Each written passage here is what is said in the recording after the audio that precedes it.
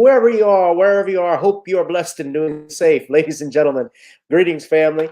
Of course, I'm tuning in. You see me without the glasses off today, but if you're looking for some opportunities, particular advertisement opportunities, then look no further at the link at the bottom to my email address. You can hit me up for advertisement opportunities. We are supporting and promoting your businesses here on this channel.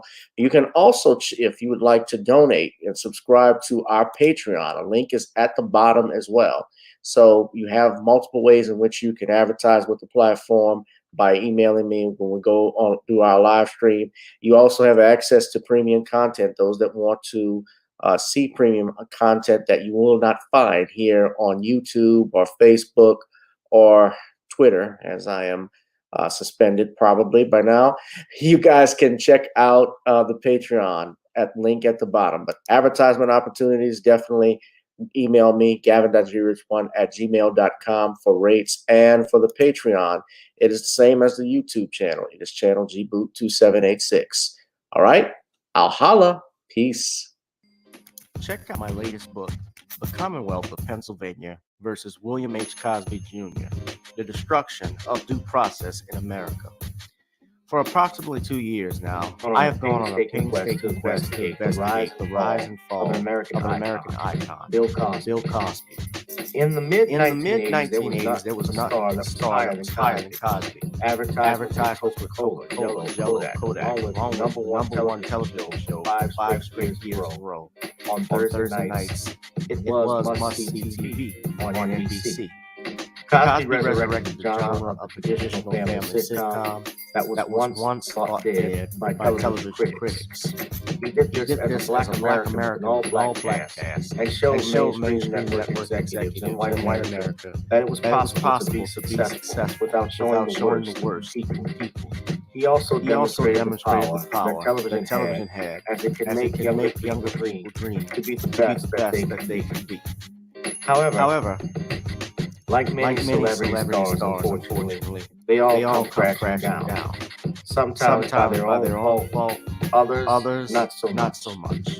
In this book, I attempted to highlight certain things. We go in depth into both of his trials in 2017 and 2018, respectively. What if I told you that these criminal trials were politically motivated by an overzealous district attorney? Will you also be shocked to learn the attacks on Cosby did not start in 2014, but also in the 90s, not long after his attempted quest to purchase a major network?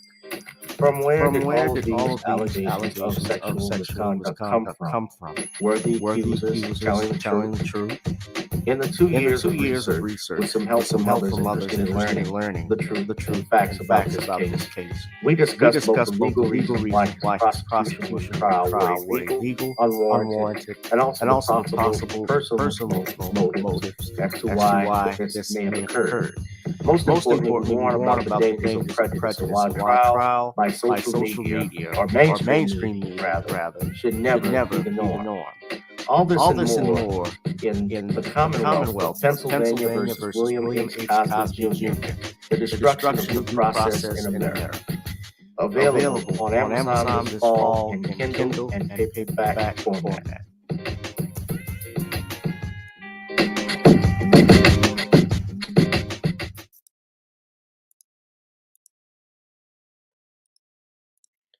The Commonwealth of Pennsylvania versus William H. Cosby Jr. This has gone through many rewrites, ladies and gentlemen, but it will be available soon. We actually are planning to put the book available live on Amazon for pre-order this week, which is between sometime tomorrow or Saturday.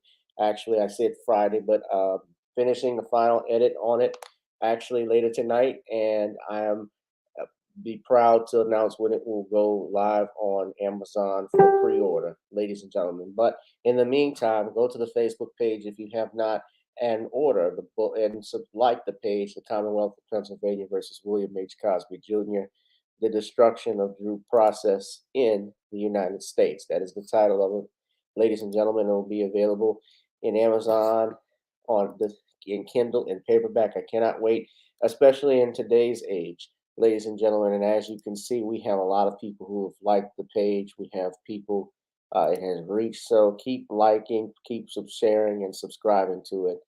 We have a lot of friends that have supported the channel, and I think you all will enjoy it, ladies and gentlemen. I really believe you will. So, with that being said, ladies and gentlemen, without further ado, here. Oh,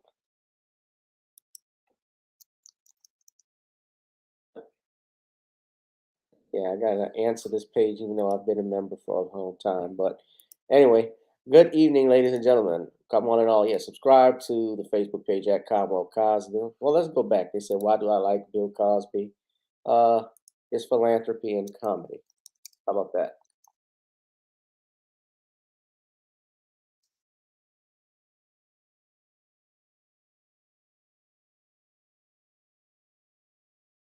They keep the fight against lynch mobs. Well, of course, if Nicole is watching, she's going to just automatically let me in. I shouldn't even have to fill this out. But I'm on, let's see. BS. How about that? There we go. I try to keep it short. All right. I should be getting the links invite soon.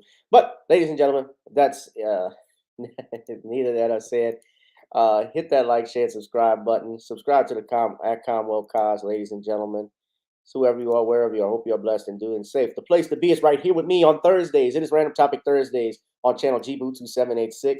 Whoever you are, wherever you are, I hope you're blessed and doing safe. Tonight we discuss the following. Jussie is sentenced to 150 days in prison plus fines and costs. Also, cops obtain text messages concerning Chris Brown and his accuser. We'll be discussing that.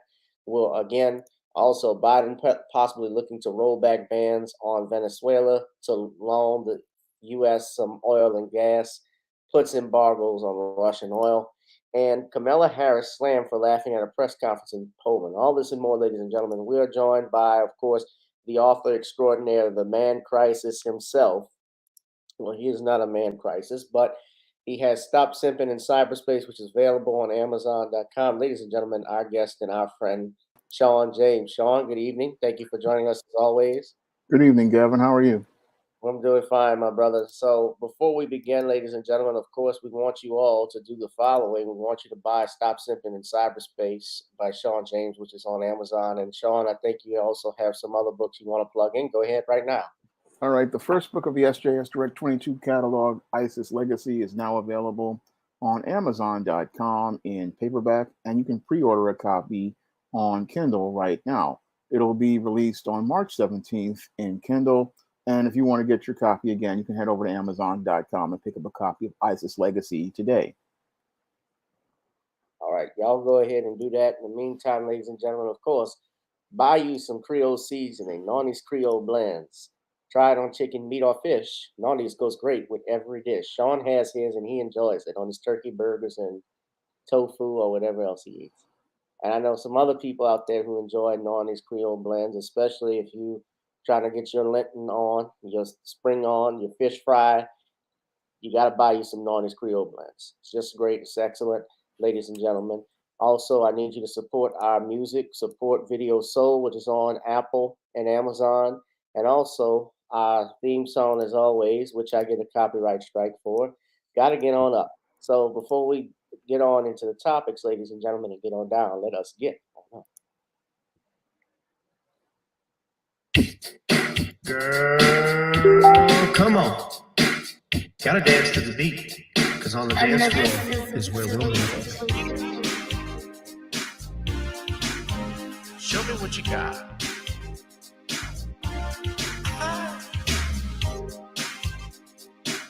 Gotta feel the groove. Feel the groove, get on the floor.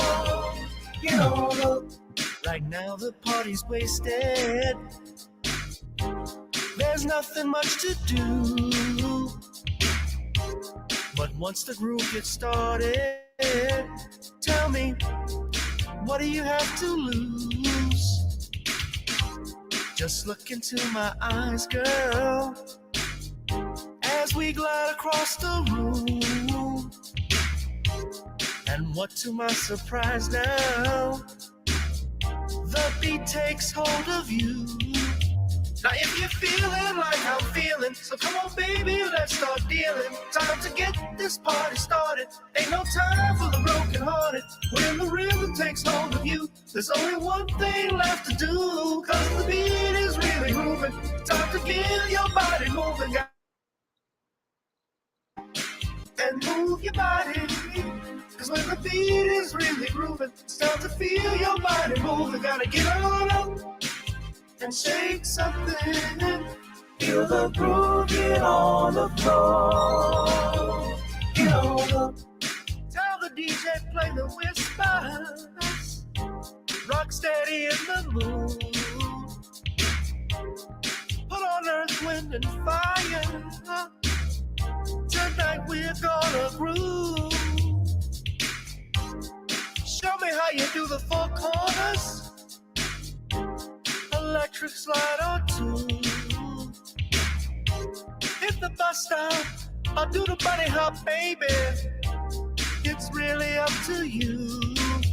Now if you're feeling like I'm feeling, so come on baby, let's start dealing. Time to get this party started. Ain't no time for the broken hearted. When the rhythm takes hold of you, there's only one thing left to do. Cause the beat is really grooving. Time to get your body moving. Gotta get on up and move your body.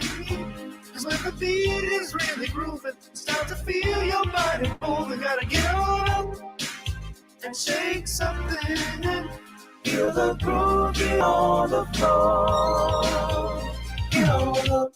Now, 2020 hasn't been the best year of all times. We've been dealing with death, the pandemic, racism, bad police, and all the bad rhymes. But Luke once said, anything you achieve. And so, if you're ready, I need you all to get on up. Are you ready? 1 and 2 and 3 and 4. Get your butt on the dance floor. 5 and 6 and 7, 8.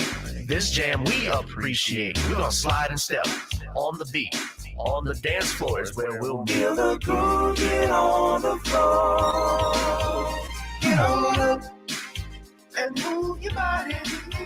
Cause when the beat is really grooving, it's time to feel your body moving. Gotta get on up and shake something. Feel the groove, get on the floor. Get on up, baby. Yeah, gotta get on up. Come on, baby, gotta get on up, baby. Feel the groove, get on the floor. Get on up. Feel the groove, get on the floor. Gotta get on up, ladies and gentlemen. How you doing? All right, what's up, family? How you doing? How you doing? How you doing? Wherever you are, wherever you are, I hope you're blessed and doing safe. It is Random Topic Thursdays and only on channel G2786. Of course, ladies and gentlemen, we have had a great week, and a lot of week has been going on. I've just been busy trying to finalize things, and I will be later tonight. I'm trying to work on some final things on my end, the business end, but the book will be going. I will let everyone know that this book will be available for pre-order very, very soon. So I'm happy about that. I'm working on putting the final touches on it. But without further ado, let us bring our brother Shawn James back into the chat, to the screen. And of course, we know Shawn, he is the author extraordinaire of The Man Crisis, Stop Sipping in Cyberspace. We have a lot we're going to talk into. Oh, thank you, Danielle. I'm glad you liked the song. A lot of people love it. Black Voltron, what's up to him? Black Voltron is in the house. It's always good. Tupac, Biggie, Tina Ferguson, B1 Beauty, bunch of people. Lamiko, everybody. Thank you, thank you, thank you. Shawn. Yes. Given to, speaking of my book, given with everything, I guess I could start with this. I know you've done a video on it, but I do want to just mention, I think this gives the book even more that validation that the Supreme Court of the United States earlier this week told Kevin Steele to kick rocks. You know, Kevin Steele, the district attorney out of Montgomery County, he filed back last year, in November of last year, an appeal to the United States Supreme Court as a friend of court, it's not even an appeal, asking them to reverse the Pennsylvania Supreme Court's decision, which freed comedian and philanthropist Bill Cosby. As everybody knows, Bill Cosby was sentenced to 3 to 10 years in prison for sexually assaulting Andrea Constand. And the previous prosecutor, your Bruce Castor, did not find Andrea Constand to be credible, but he did find a solution that he thought in which she could get justice was to get a financial settlement out of Bill Cosby, which she did. And so in order to appease her and to get that, he makes an agreement with Cosby's attorney, who I believe is deceased now, that Bill Cosby goes, and this was an agreement between the lawyers, if he goes to give this deposition, he would not be prosecuted.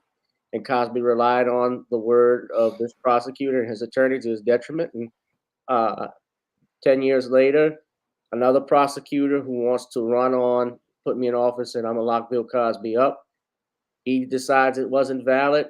And a judge who wants to get back at that prosecutor for exposing his affair with one of the ADAs in his office, he didn't want to recognize the agreement, but the Pennsylvania Supreme Court said, nah, you can't do that. And the case gets dismissed. Cosby is released from prison. It was treated null abstentio, which means it was absolutely null. So they cannot bring this back up. And Shawn, I know you've done a video on it, but I am really disgusted now because I see people who are still saying, and I'll give you an example. I can't even put it up here because I don't even want to show a screenshot, but Vlad was interviewing D.L. Hughley, and D.L. Hughley was saying, well, yeah, Bill Cosby should have been out, and Bill Cosby is the reason, black people are looked at a different light. I don't think Barack Obama could have been president without him, but he's still a rapist. I'm not by that.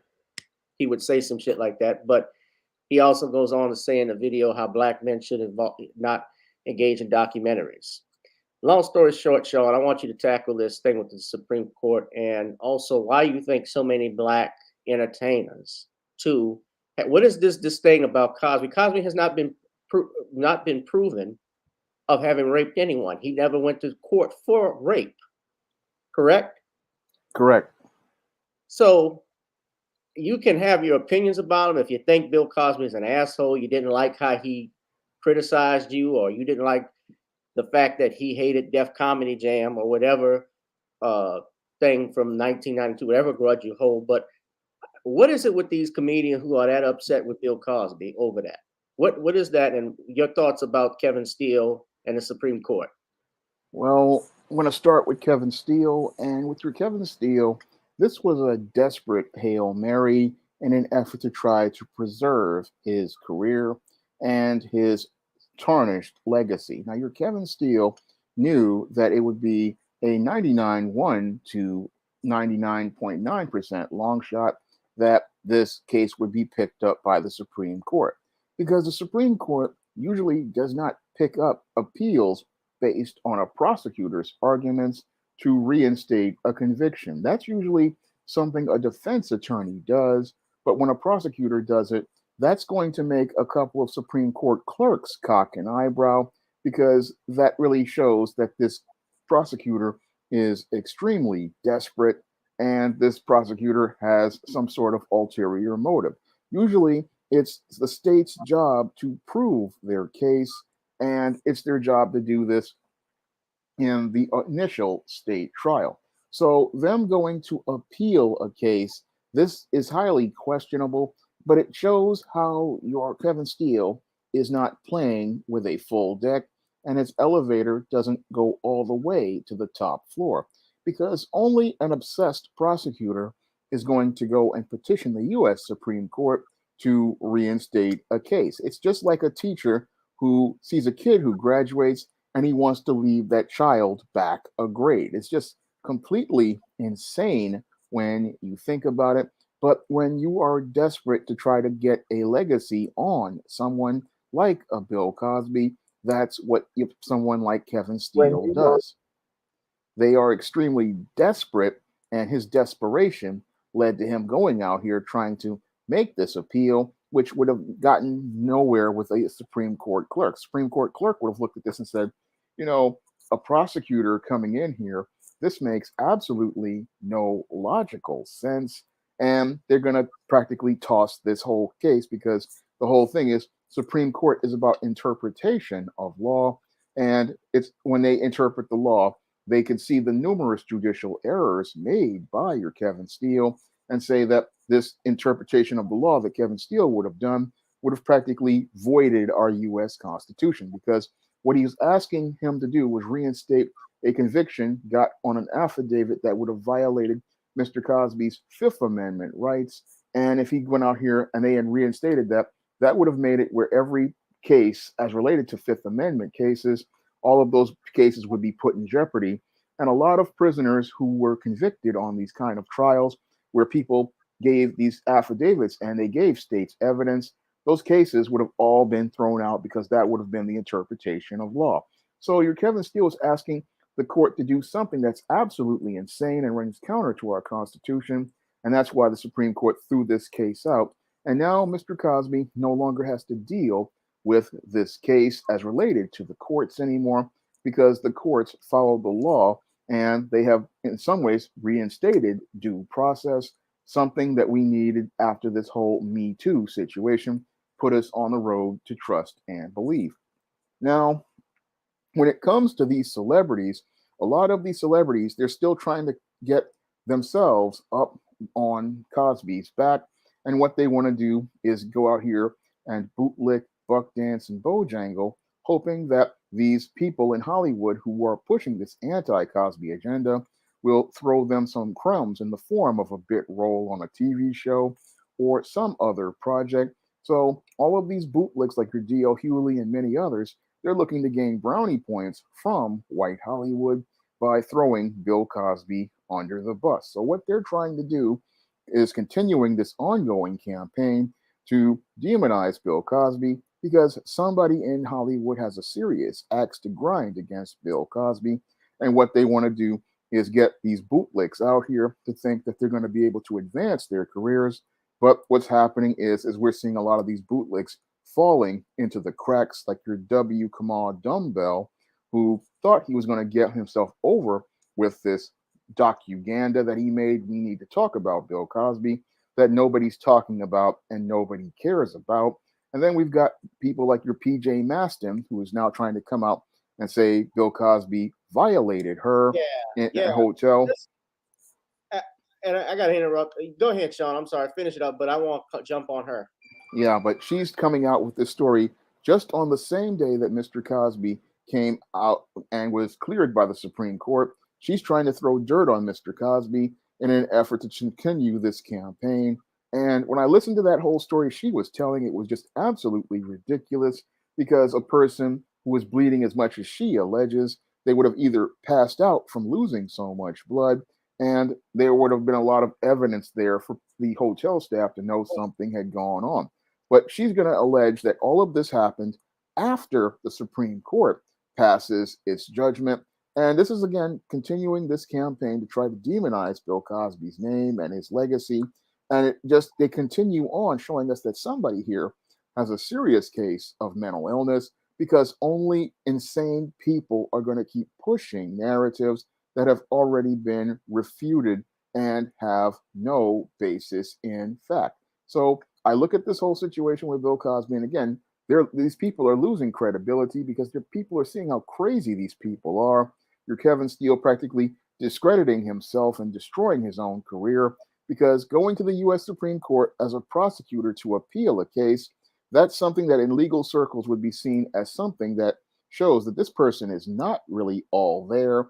And this is something that shows that this person has some sort of serious mental health issue, because a rational prosecutor, they're going to take the L on that case, keep it moving, and then realize that you messed up on this case. But an obsessed person, they're going to keep trying to make their insanity reality, not understanding that every time you try to make insanity reality, it just makes people see how insane you truly are.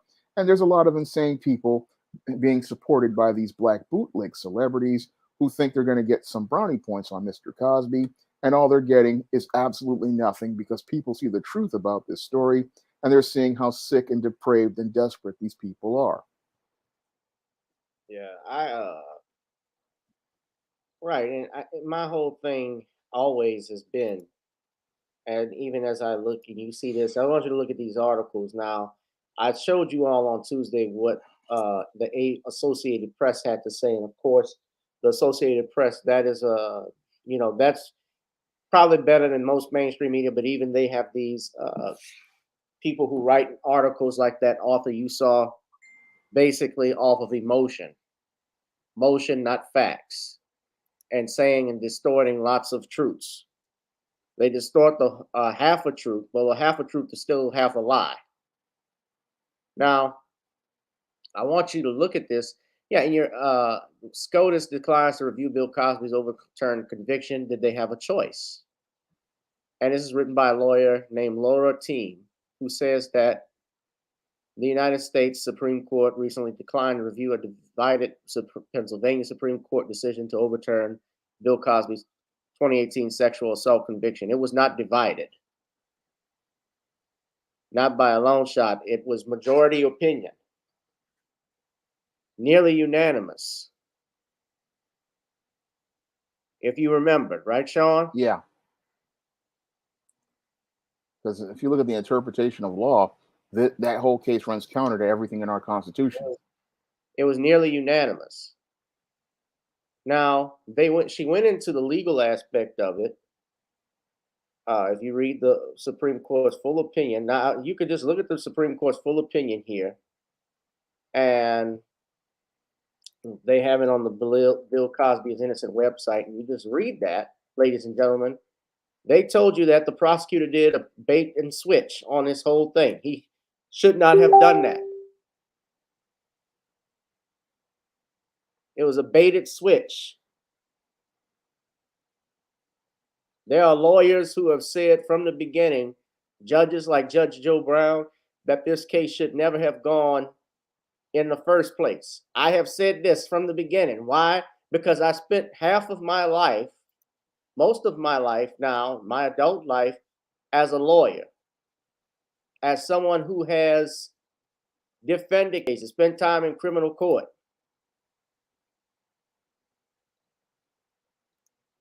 Most of you don't have a clue of what you're talking about. D.L. Hughley, when he's talking, it's some personal shit. Same thing with Raj from What's Happening. When I watched him on the hip hop news, I don't know if you saw that, Shawn, but he was talking about some old shit about how Bill was an asshole to him on the set of A Piece of the Action. Yep. Like, really, nigga? That's what you upset about? That's why you think he's a rapist? Because he didn't talk to you?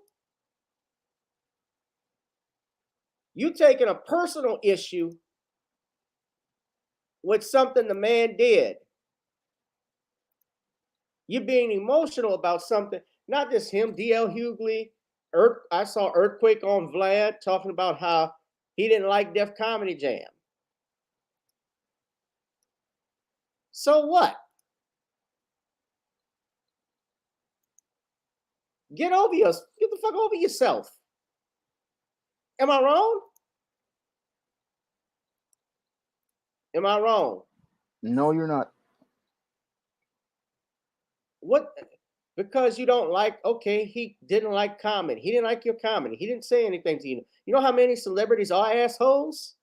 There's a bunch. If that was the case, if being an asshole were a crime, 75% of the country would be locked up in prison for life. If it were a felony, most people would be lifers for being assholes. He can be an asshole, but that doesn't prove rape. He can be a hypocrite. That doesn't prove rape. Now I want you all to look at this. This is the majority opinion. Justice Wet.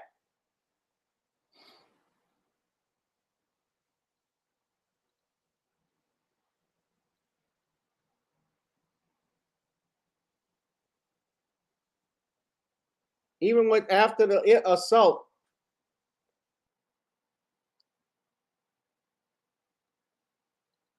they even say after this incident occurred, this alleged assault happened in January of 2004. They continued to talk over the telephone about issues involving Temple University. They didn't mention this in Camu Bell's documentary. How she accepted the invitation to have dinner with him at a Philadelphia restaurant. She didn't even discuss the episode then. She went to his residence. Cosby invited her. She agreed.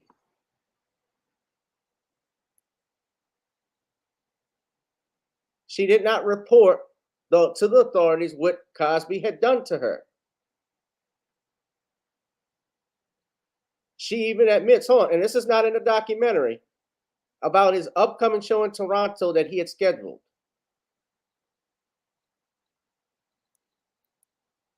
Constance's mother was, you see what this says here? Especially excited, who attended 2 of Cosby's other performances and who brought a gift for Cosby after the show. That doesn't sound like a victim of a crime. But she kept seeing him.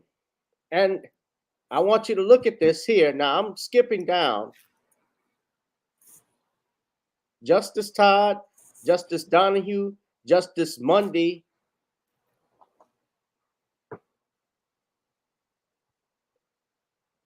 Chief Justice Bear, it was basically, I believe there's 7 justices on the state Supreme Court. It was 6-1. They gave a concurrent opinion on why it should have been, but they disagreed. That's what concurrent and dissenting means. Dissent means you oppose it. Concurring means you agree with it, but for the wrong reasons that the majority came with it.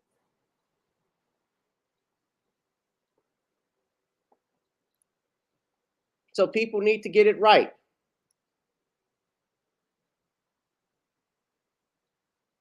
Yeah, I remember Dwan B going in, and I'm actually Facebook friends with D.L. Hughley. I mean, I don't communicate with him or anything like that, but really, this is why you don't like Bill Cosby? What did the man, it upsets you that much that he called into the radio show? He didn't like your comedy and complained about you saying nigga in your stand-up. I know a lot of, listen, I've been doing stand-up too, comedy too. I'll say y'all a secret. My parents don't even like my comedy. My parents have criticized me about stuff. My brother, I mean, I've had people who didn't like it. Guess what? I do it. It makes me go do it even more.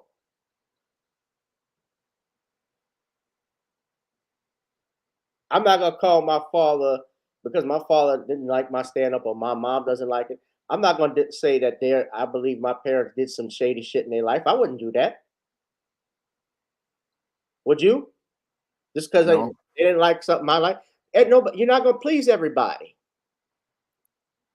But I would never go out and make an accusation calling someone a rapist if I didn't have proof.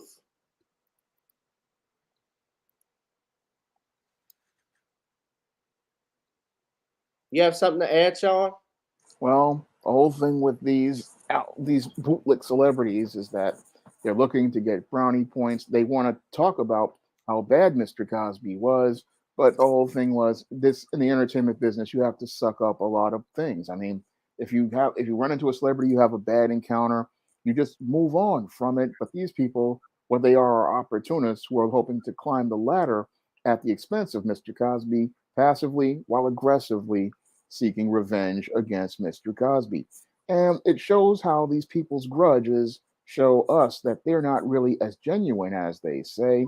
And I look at this whole case with Bill Cosby, and there's a lot of people who just they're really pathetic because they want to destroy this man to elevate themselves, not understanding the same white people who you're trying to bootlick and brown nose will turn on you the same way they turned on Hannibal Buress, and they've turned on all of these other celebrities that they have out here.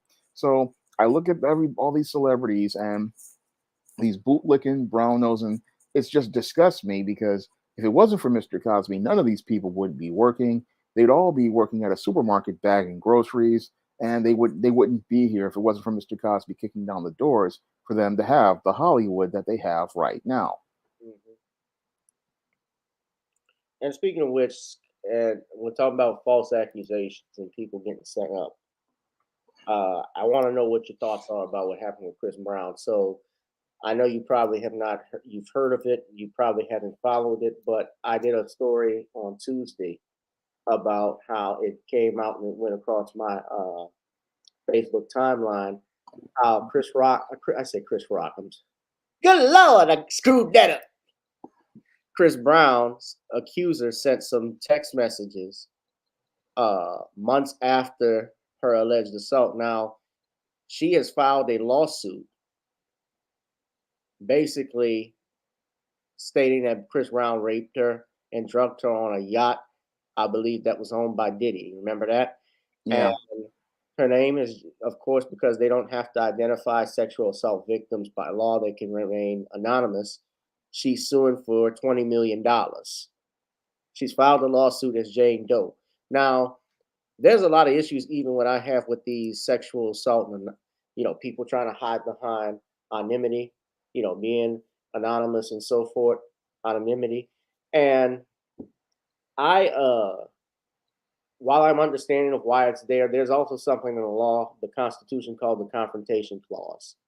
You have a right to confront your accuser. You have a right to know who your accusers are. It's the same thing with people who are saying, oh, there are some women who said they will never come out and talk about what Bill Cosby did to them. Well, either they come out or they say, or they remain quiet. Put up or shut up, as the old saying used to be. And that sounds harsh, but if you can't throw more, oh, they got more women who said this, more people who said that this happened to me, and they don't confront him. We're not going to do that. You got to come forward. That's just the way it is. That's how American law works. You accuse somebody of something, of a crime, you have to present what allegations they are. The allegations are supported by a probable cause affidavit. Then they make an arrest, and then subsequently the district attorney must stack the evidence, get the evidence that they have in its place to prosecute those charges. Am I right? Yes. That's how it goes. That's why we have a court system. Now, I'm even seeing now, I don't know if you know this, but what's up, Tina? Thank you. I'll tell Dad you said hi.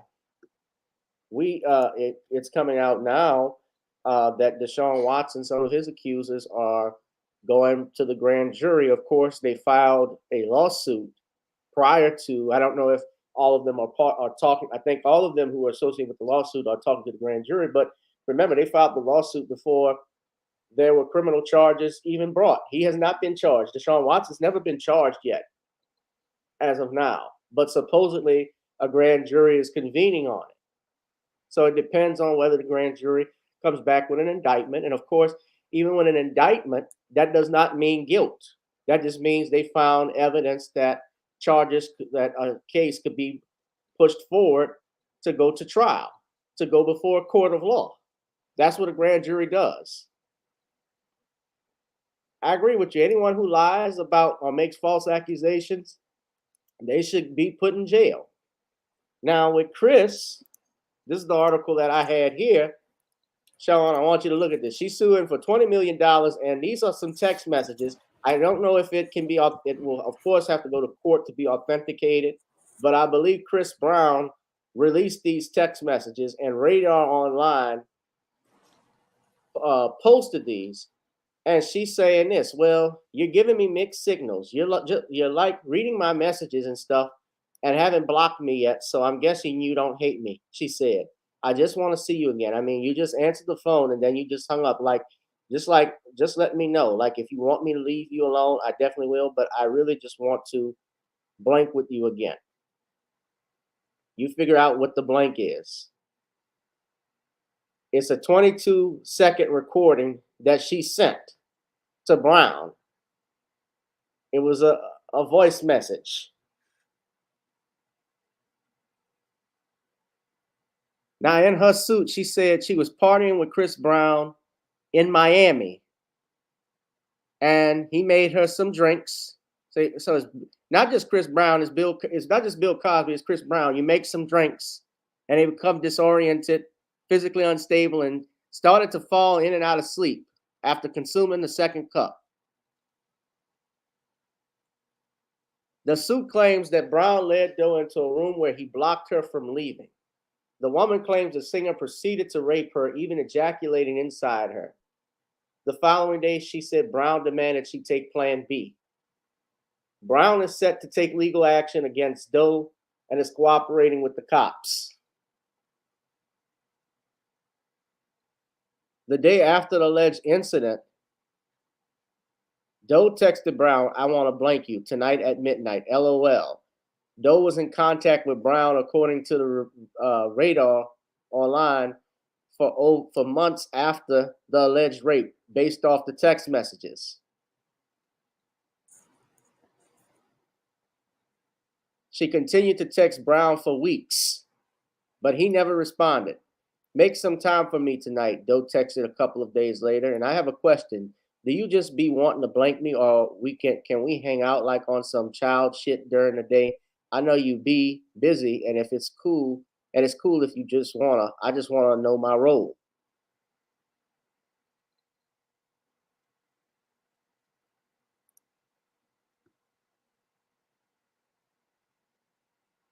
Man, I'm gonna say this to you, especially if you're rich or young like Chris Brown, you gotta have cameras following. You have to have cameras on in your house, in your wherever you are, everything following you. Even they got cameras you could put in your eyeglasses. They have the eyeglass cameras that you can have. Anything when you're around a female, you gotta document it. And it's sad, but even if it's your wife nowadays, because even being that doesn't help anything. Shawn, have you looked at these messages? I'm looking at them now, and when I look at them, this looks like another case of a female looking for a payday and looking to revise history. And this fits right in line with all of these women who were a part of the Me Too movement. A lot of these groupies, a lot of these jump offs, a lot of these females, they get involved with a celebrity and they get involved with them looking to try to make a payday for themselves when they can't get what they want. Once they've had the affair with the celebrity, like a Chris Brown, what they want to do when the relationship is over is then try to turn the story around, make themselves out to be a victim. And then, as they're trying to make themselves out to be a victim, they go out here, find themselves a shady lawyer, file a lawsuit, and hope, wish, and pray that they'll get some sort of cash settlement out of court. Now, what I find to be interesting is that this woman, the first thing she does is not go to the police and file a police report. No, what she does is file a $20 million lawsuit hoping for a payday. That's an action that is completely out of character for somebody who has been violated in a sex crime. If a person has been violated in a sex crime, I would think the first place they would want to go is to the police department to have this police report made and work towards getting this individual prosecuted, because you don't want somebody else to suffer what you suffered. But the actions here make no logical sense, because anybody who has been violated of a crime, they're going to want to try to see that person put in jail. But this person, what they want to do is go head down to the lawyer's office to file a lawsuit, and then they're still in contact with the person. I mean, what person is still going to have a personal relationship with someone who participated in sexual violence against them? That's a critical question I want to ask, because when I listen to many of these stories that many of these women make allegations of, I'm wondering, why are you still sending this man text messages? Why are you still in contact with this person? This does not make logical sense. And you're still in a relationship where you're still talking about wanting to participate in sexual activity. I mean, who goes out here and wants to have more sexual relations with a man who has been violent with them? That pattern of action makes no logical sense when you understand sex crimes and sexual violence. And when I listen to these allegations against Chris Brown, they make no sense. But you're Chris Brown, you would think after what happened with Rihanna, he would, and other women, he would be a bit more careful. That's the other part that I have an issue with.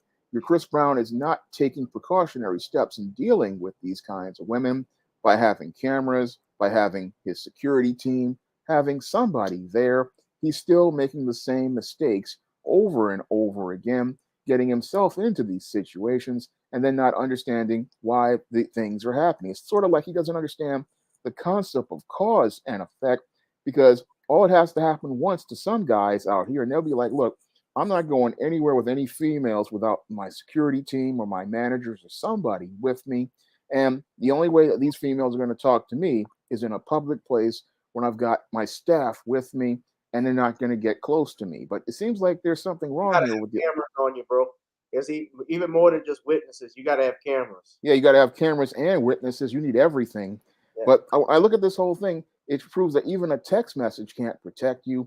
I mean, you have Chris Brown leaving text messages. This woman left a paper trail, which shows that your case has no credibility.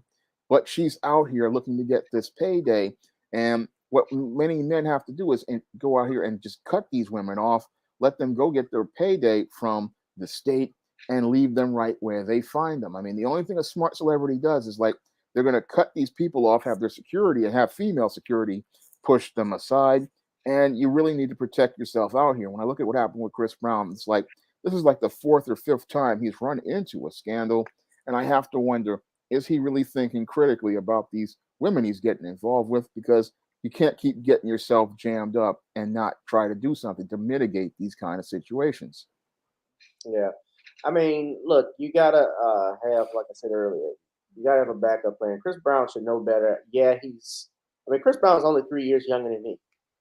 So at this time, after what happened with Rihanna and how he got even, I'm gonna say he even got a bad rap with that. I'm not gonna say that he wasn't responsible, although she bore some type of responsibility. Because my understanding is that she instigated that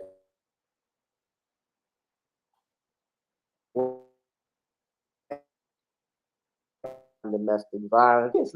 Listen, a lot of fights. I've been doing this for a while. Fights with husbands and wives get started most of the time, a female, and by that I mean they put hands on them first. Now, what I suggest any man do when they're in a situation where if their girl is being that ugly with them and putting hands on them, guess what? She may not be the one you want to lay down to with the rest of your life. Walk away. If it gets that bad, avoid picking up, walk away as soon as you can. Now, if she got a weapon on her coming at you, that's a whole nother thing. By all means, lay out. You understand what I'm saying? Let me be clear. She comes at you like with a knife. That's a whole another color, right? Yep. That's self-defense. So That's self-defense. that's a whole another color. I mean, even in some situations, I've known where women have actually beaten the crap out of the man. Now, nobody says anything. Nobody wants to do anything. We have double standards in this country. I remember what happened with Ray Rice. I remember what happened with Hope Solo. Because Hope Solo beat up I think her brother and sister-in-law. And when Ray Rice got kicked out of the league for hitting his wife, even though she forgave him, everybody knew what had happened. Even with that, it was her half sister. It was Hope Solo. It was her half sister and her 17-year-old nephew. Y'all remember that? I don't know if Shawn remembers it. I don't think I remember. It's been a while. Well, Hope Solo, you know who Hope Solo is. She is the soccer star for the USA women's team. And she made headlines back in 2014 because she was arrested on 2 counts of domestic violence. And of course, that same year, that was around the time Ray Rice also got convicted, or really not convicted, but he was dealing with his domestic violence charge for hitting his wife. And To be fair and clear, the wife, Ray Rice's wife, actually went up with Ray to the commissioner's office and admitted what he did, stood behind him the whole time. That's Hope Solo's husband, by the way, Jeremy Stevens.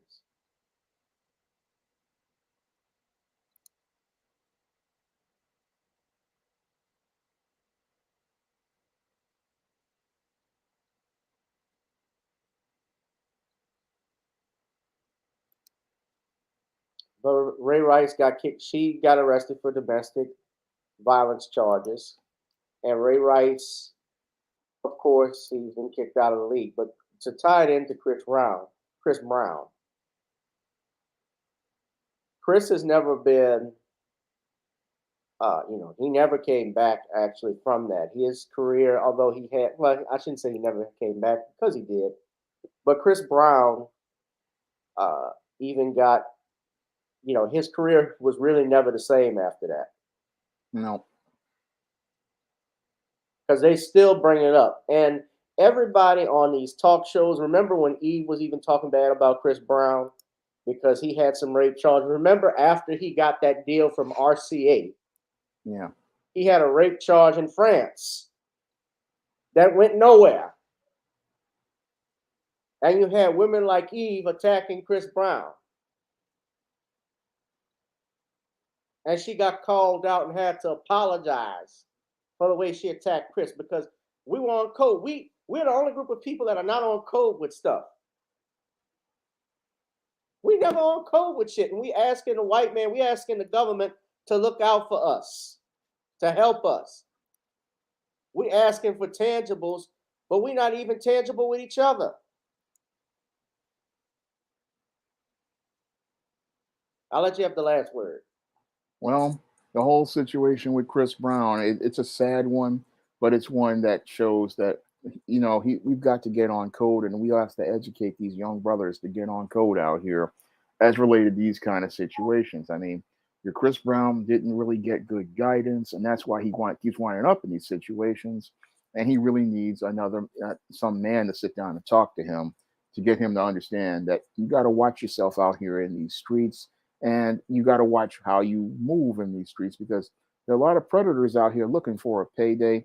And when they look for guys who aren't really paying attention to things, to take advantage of them. Yeah. I want to move on to some other topics. I want to talk about this. Jussie sentenced to 150 days in prison. Hit that like, share, and subscribe button, ladies and gentlemen. He has to pay fines and costs. So, for those that may know or may not know, earlier today, they announced that Jussie Smollett, the former star of Empire, has been sentenced to 150 days in jail. Plus, he has to pay $25,000 in restitution to the city of Chicago for the hate crime hoax that he.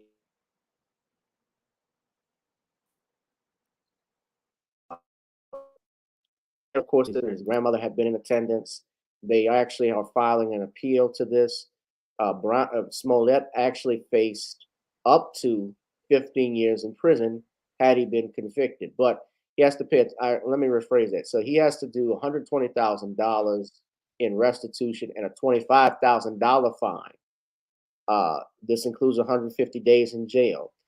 He is sentenced to He was also sentenced to 30 months of felony probation and 150 days in jail. Now, Joseph, I actually will show you all some highlights from. I see that you're here, Harvey. Hold on, y'all. Yeah, that's him. Now, I know he's going to have a lot to say about this one, but I actually was watching the whole trial, and I'm going to explain it from a legal standpoint as well, but Jussie Smollett basically went off at the end of the hearing. So let me go ahead and play that right now as the judge blasts Smollett during at his sentencing. The original indictment that was returned by the Cook County State Attorney's Office. There was a quick dismissal that occurred in this case that caused tremendous consternation in the community and to this day. It's a basis of great confusion and misunderstanding and mistrust. And then even some things happened after the first dismissal, the only dismissal on the case after the first indictment. People were very upset. One person came forward in particular, and that person, of course, is Sheila O'Brien. Sheila O'Brien is a former retired appellate court justice in the state of Illinois. She came to court as a I'm gonna fast forward a little bit to citizen. get to the section because it's like 40 minutes long. But before I begin, we got our brother Harvey in the building. What's up, Harvey? Hey, how you guys doing? Good, I'm good, man. We're good. Nah, I'm gonna finish playing the rest of this at the end because I didn't want to play the whole clip. But and Harvey, we're gonna double back a little bit just to get a little bit of your take on some of those topics. But let's talk about Jussie Smollett's thing. In this case, and you kept doubling down. It's not funny. It's not funny at all. And I'm your sentencing judge. And I'm not time. So look where we are. We're at the end. You're convicted of a class 4 felony. It's presumptively probation, but we have some real serious aggravating factors. Can I get the copyright disclaimer Your up, please? premeditation, which I just described. The pain caused to real victims of hate. The damage to the city of Chicago. I've heard. It's been talked about. I'm mindful of the city's restitution. I'm consider that sentence accordingly. And above all, the capital performance on the witness stand. It's going to only be described as pure perjury. You got out of the witness stand, you didn't have to, you certainly have a right to, but you committed hour on hour on hour of pure perjury. And I find all those to be ample factors. If this court will decide that the things you did at any kind of probationary sentence would deprecate the seriousness of the offense and you need to go to the penitentiary, the record is clear and it would support it. And I'm looking at everything in its totality. And I agree. It's told to me today, you can't judge everybody by one bad thing they've done in their life. I don't know if it's the only bad thing, but it's the only bad thing that I'm concerned about now. And that you do have quite a record of real community service and quite a record of attaching with people. There is a lot of mitigation in this case as well. And I'm mindful of the pleas of mercy, particularly from people that are in the arena of dealing with social justice issues, that are fighting, seriously fighting, not playing around, not doing games like you were doing, but seriously fighting for matters involving hate crimes of all sorts. And they're asking you for mercy as well. So I'm trying to consider who you are as a person, how you got here, how somehow you strayed away from your family values, you let that dark, narcissistic, selfish, and arrogant side come out, and you persisted with it for years in this case. I'm fashioning the following sentence, and here's your sentence. I'm sentencing you to 30 months felony probation, and the probation is going to be to this court. You're going to be allowed to travel wherever you want. You do not have to live in the state of Illinois. You can report by phone. I know that if you're going to try to make a living and do some of the things you do, you may have to go to other places, New York and Los Angeles. You can do those things. You will pay restitution to the city of Chicago in the amount of $120,106. You are fined $25,000, which is the maximum fine. And you will spend the first 150 days of your sentence in the Cook County Jail. And that will start today, right here, right now. Mr. Smollett, so the jury found you guilty and I've sentenced you as I have. You have the right to appeal the findings and rulings of the court or ask your sentence to be modified. To do those things, you need to file a notice of appeal in writing within 30 days. You may also file a motion to modify your sentence, which may have to be filed in writing within 30 days. Anything not stated in those filings or waived for purposes of appeal, you cannot afford lawyers or transcripts. They would be provided. Do you have any questions?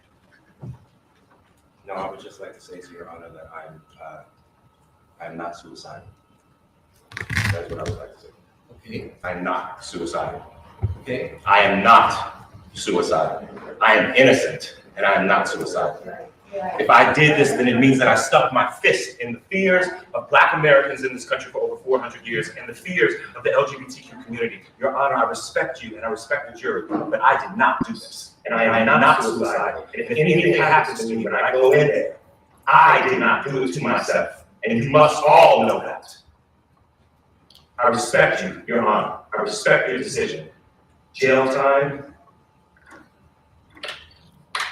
I am not suicidal. Mr. Boucher, are there any post-sentencing motions you care to present right now? Yes, Judge. Yes. The defense would wish to present a motion to reconsider sentence and file it in standard.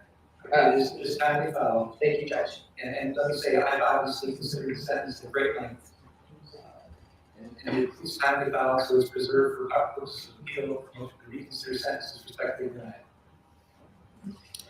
Is there another, anything else? Just a second. Is there going to be a notice of appeal about it? Yes, Judge, we're filing a notice of appeal, we're gonna be emailing to the court right now. Now, y'all didn't see the rest. I'm gonna show you the other part of it. This is when he really blew up at the end. Oh, Do you have any questions? I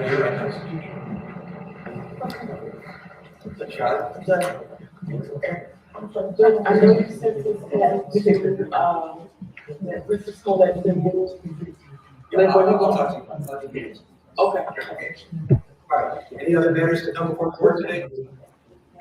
All right. Defendants are managed with the custody sheriff. Court is adjourned. I am not suicidal. I am not suicidal, and I am innocent. I could have said that I was guilty a long time ago.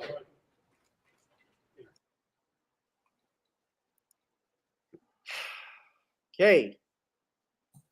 Now, I was on Judge Joe Brown's show with Dana earlier. I gave my sense on it. I'll speak on it again. But I will let our distinguished guest from Chicago, who's up there, speak on it. Harvey, thank you again for joining us. I watched it when it was. I'm sorry. Go ahead. I apologize. No, I was just saying something. Phantom Beat just said he was Black first before gay. I almost fainted. Okay, go ahead. I watched it when it was live, and I watched the judge. Let me tell you something. At best, Jussie Smollett should have got community service in that fine. That should have been it. They got him there as a felon. They sent him to Cook County Jail. That's hardcore. Anybody who's known from Chicago know Cook County. You got a lot of killers up in there, rapists, child molesters. He's up in there for 5 months. The reason why Jussie yelled out that he ain't suicidal because he know he's going to be in the general population. They're going to mess with him. Now, I remember when I first heard about this, I said it's a possibility that Jussie can be lying because in the gay community and in the Jewish community, especially in Chicago, they like to lie and say that victims of hate crimes, only found later that it didn't happen that way. Right. Now, the thing is that because Jussie Smollett is an actor, but the thing is, a lot of the people who are communicating about his guilt didn't even know who the hell Jussie Smollett was. He was a C-list actor at best. And you notice he kept Judge talking about Chicago. You embarrass Chicago. Chicago want to present this thing as it that is a democratic city, but Chicago got a lot of race issues here. Now, I know there are going to be people who ain't going to see it the way I see it, but I think this is sort of payback for what happened the other day with Bill Cosby, number one. Number two, they wanted to remind Jussie Smollett that you a nigga to them. We don't care how, Jesse Jackson or Samuel Jackson, whoever, we don't care who wrote for a character of reference. We're going to give you an example. I mean, think about it. Jason Van Dyke shot Laquan McDonald, 16, 17 times? Mm-hmm. The jury said, we're going to give you, 20-something, 30-something years. The judge said, nope, we're going to give you anywhere from 3 years. And the amount of time you spend in jail is time served. That's why Van Dyke is out now. Kyle Rittenhouse left Illinois to go to Wisconsin, shot 3 people, killed 2, maimed 1. The Chicago media didn't hound this case or anything like that. But they made it like Jussie Smollett raped somebody, killed somebody. Now, I'm not a fan of Jussie Smollett, but this is a farce. Because if he had a criminal record, then I get it. If he'd been accused of something like this before, then I get it. But they treating Jussie Smollett like he is this criminal, career criminal. And I mean, people can disagree on that, but I think this is black justice.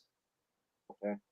Well, I'm gonna let Shawn talk, but I do want to say something about Jussie, because you had mentioned something before. He did have a prior thing from back in the day, but I believe it was just a misdemeanor where he filed a false, I think it was filing a false police report. But I do disagree with you to an extent, but I'll explain why. But I'm gonna let Shawn go ahead. Well, this whole sentence with Jussie Smollett is basically a message to black people. And I have to agree with Mr. Superboy when he says that this is a thing to get back at Bill Cosby, because Bill Cosby's case in the Supreme Court was basically declined, and they wanted to make an example out of Jussie Smollett. They basically wanted to send a message to every black person out there that even if you get 1 inch out of line, they're going to put you in your place. So what they wanted to do was send a message to black people, because if this had been a white celebrity, they probably would have given him the probation and a fine. They probably would have even went with a plea deal.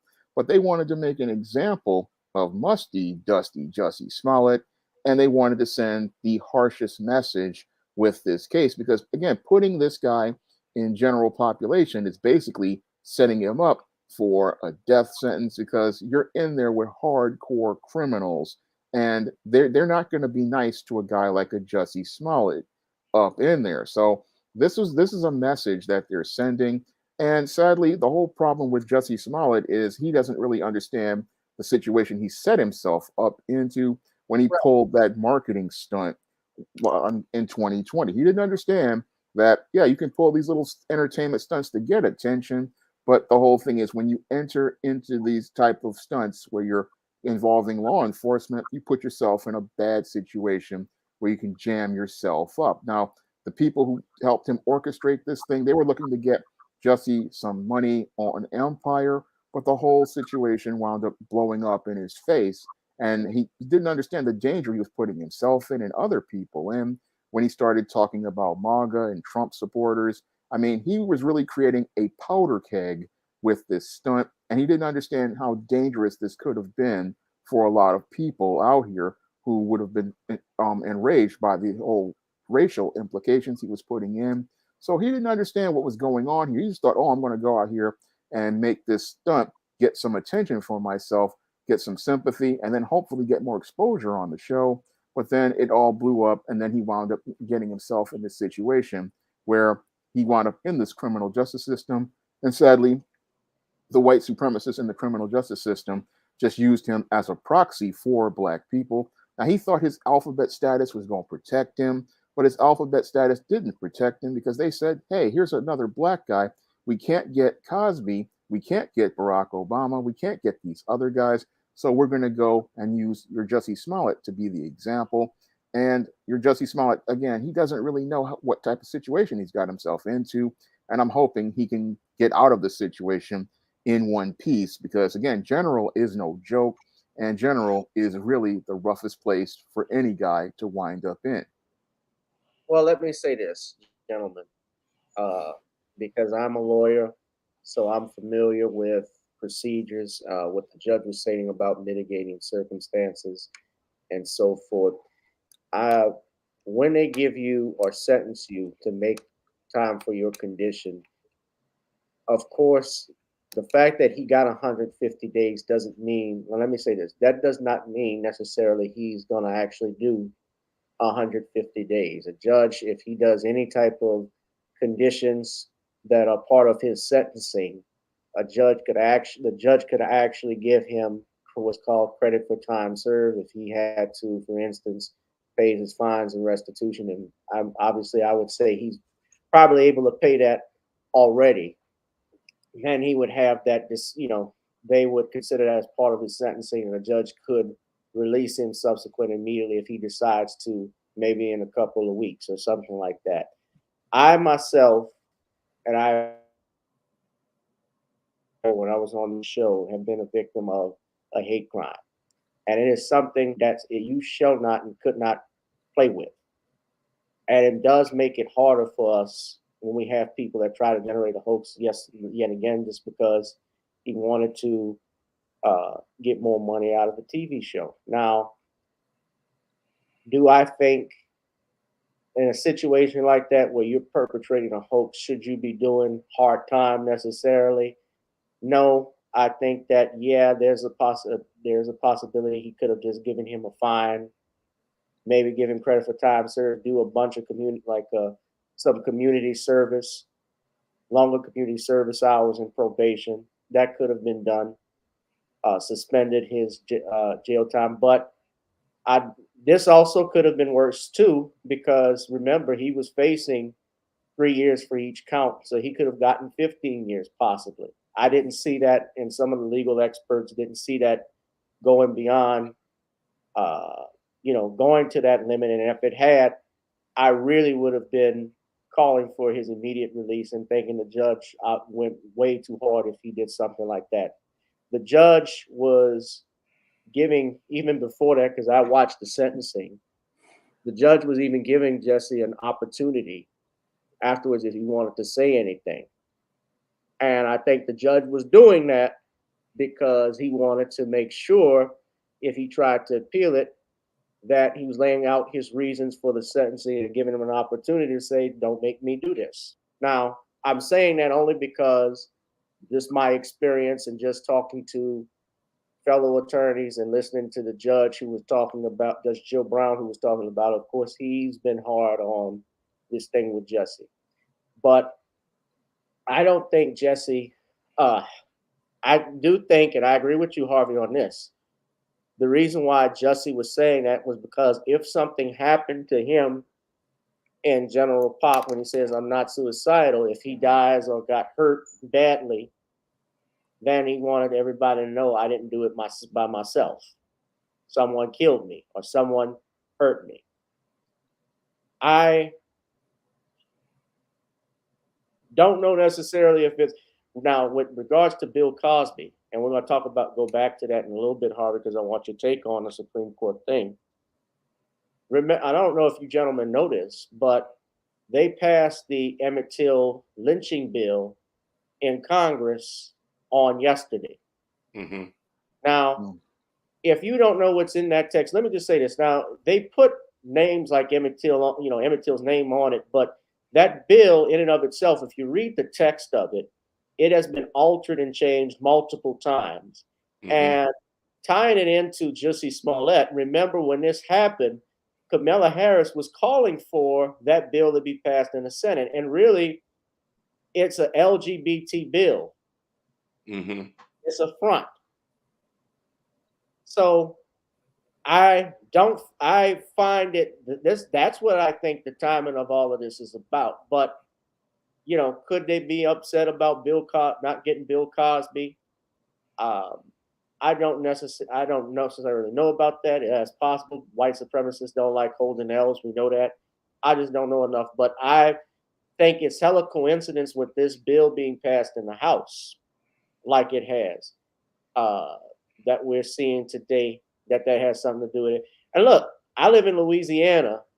There was an article that came out a couple years ago about how in juvenile court and courts, when LSU, the football team, loses, how judges will get so upset and depressed that it will affect their sentencing of inmates and clients and defendants in court. People upset over a football game. That stuff happens. So yeah, people can be petty about stuff. And, I don't know where, I honestly I don't see him doing a full 150 days. I would be surprised if he did. But that is stuff that does happen. I think when hate crime should be taken serious. And look, he wanted attention. He called himself the gay Tupac. He called attention to this stuff. And when you do that, sadly, and especially if it's proven, the boy who cried wolf, you'll get attention thrown on you, but for all the wrong reasons. So I'm looking at it, and I don't have too much more on Jussie, but if you all want to say something, if you want to have the last word, Shawn or Harvey, you can go ahead. I'm done with the subject. Harvey? Well, I would just say this, because I'm here and seeing how it's being covered. It's a lot of moving parts. It's political, media driven, and like I said, at first, I stated in my very first video, I said it's a possibility they could be lying. But when I found out that him and one of the brothers had a relationship, it's something stood out to me a little bit more. About because they kept mentioning these two are from Africa, but they're American raised and stuff. And you got one brother being intimate with another man. The older brother had issue with that. So you gotta put all these different pieces together. But like Nigerian American, like their parents are from Nigeria, but they were born. Okay, yeah, and that's frowned upon. And the brother, like, okay, we working with this guy, we lifting weights, he's around, and now you out here being intimate with this guy, just make our family look bad. It's making us look bad. So they probably could have staged this, and Jussie could have very well, like I said, he could have done it. But it's just that you hear a lot of stuff going on here, and people outside of the Chicago area don't understand how every news cycle, every newscast, Jussie Smollett. It's not a day that go by that they didn't mention Jussie Smollett. And then with the Kim Fox thing, that's how all the stuff is all connected that I won't go into. But the reason why I bring up Bill Cosby is because just like with O.J. Simpson, when they found him not guilty, a lot of brothers caught hell behind that. So when you have somebody like Bill Cosby, and they went to the Supreme Court and they said, nope, we're not going to do this again. Man, them niggers and got away with something. One of them you got to pay. Because if you go in the Chicago media, the different media, the Facebooks, when you see how these white folk are talking, it's like a clan meeting, like they are celebrating.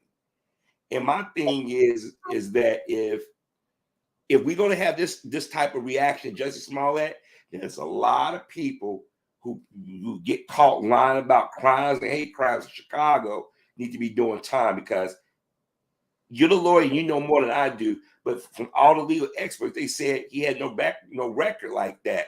They got him down like a felon now. He's not going to get a slap on the wrist and get home confinement, because there have been guys who've been accused of murders. They put an ankle brace and sent him home until they had to go to court.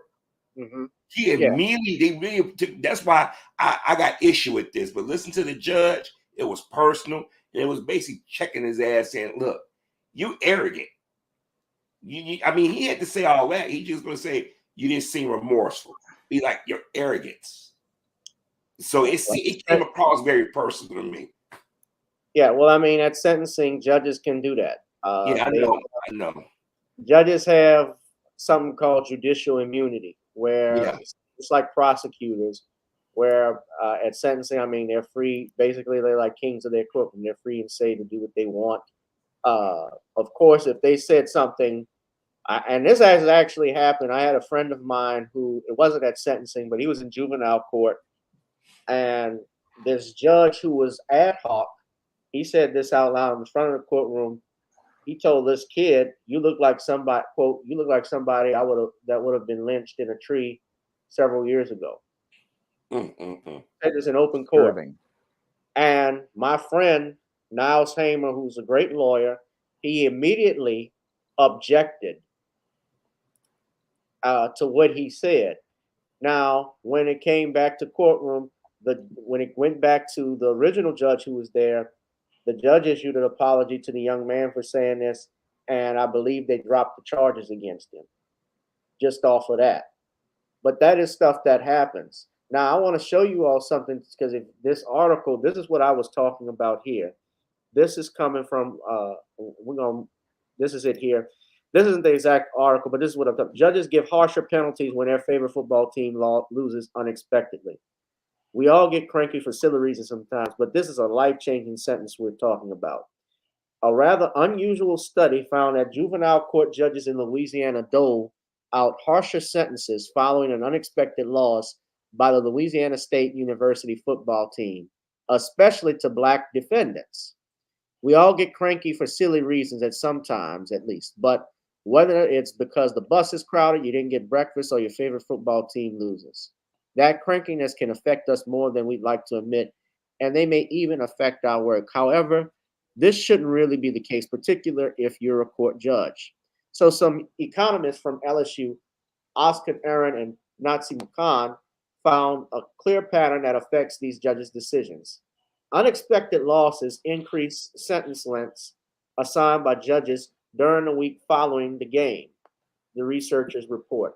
Unexpected wins or losses in game expected to be close contests have no impact. We find these impacts are stronger for judges who receive their bachelor's degrees from LSU. They write, adding these judges are thus more likely to have developed an emotional attachment to the team. We also find that the impact is larger for trials that take place after an upset loss in an important game. That is when the Associated Press ranked LSU among the top 10 teams going into the game. They said here that the two analyzed the files for all defendants in the Louisiana juvenile justice system from 1996 to 2012, noting that the severity of the sentence handed down. The decisions were then matched with the success or failure of the LSU football team, which the researchers note had an enormous group of loyal followers that previous weekend. So, all of my fellow juvenile defense lawyers, if you have black clients, please do not try them during football season, if you can. So it says an upset loss increases the dispossession length by about 43 days for black defendants, which translates into an increase in sentence severity by almost 8%. The impact of an upset loss for white defendants is about 1/10 as large, about 5 days. Now, many things can affect the judge's decision, but sports results shouldn't be one of them. However, it's no secret that judges' moods affect their decisions. It's acceptable that sometimes so trivial affects potential life-changing sentence. Now, that is petty.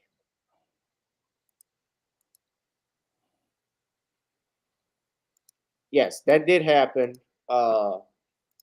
And Niles and I, Niles, I know he probably doesn't watch it because he's a dad to 3 kids out of this world who I'm sure he doesn't have time to watch my show. I wish he did, but shout out to Niles if you are watching. But Niles is a great lawyer. Shout out to him in objecting to that and what happened, because that man, that is out of line for a judge to say something like that.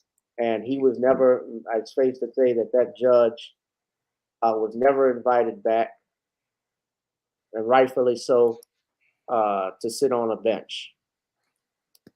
Well, So that's disgusting. Well, I would say this, but not when we can move on.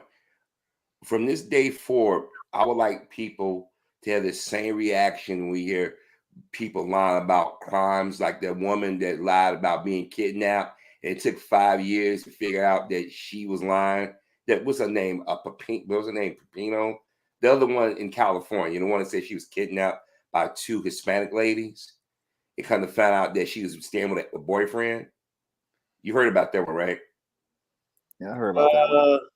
Sarah, what's her name? Sarah Pepino? I did a video the other day. This is the woman that said she was jogging early in the morning. 2 Hispanic women kidnapped her, and she was gone for about a month, and they found her. And she was all bruised up, and she claimed that she was raped and everything. And the other day, I said there's been a bunch of them, unfortunately. That's what I'm saying. So you might not know because this happens a lot. But I guess the point I'm trying to make is that everybody around the country chimed into this Jussie thing, made it bigger than what it should have. Because like I say, and you're a lawyer, you've heard of people lying about hate crimes and crimes. And I mean, it's serious to do something like that, but it should never got this far. I guess what I'm trying to say. My thing is, if we're going to have this kind of reaction, let's be consistent. You know what I mean? because I'm being here and knowing how the media and the legal system and the politics get now. This is more political and media driven than anything. Because normally stuff like this gets slapped on the wrist. Yeah. But that's all I got to say about that. And this is Niles too. So this is the story that I was had an telling y'all interesting about. situation today in East Baton Rouge Parish Juvenile Court. I had a client today that was scheduled to be placed on probation. The judge wasn't available, so there was an ad hoc judge that served today. Ad hoc judge is essentially a substitute judge.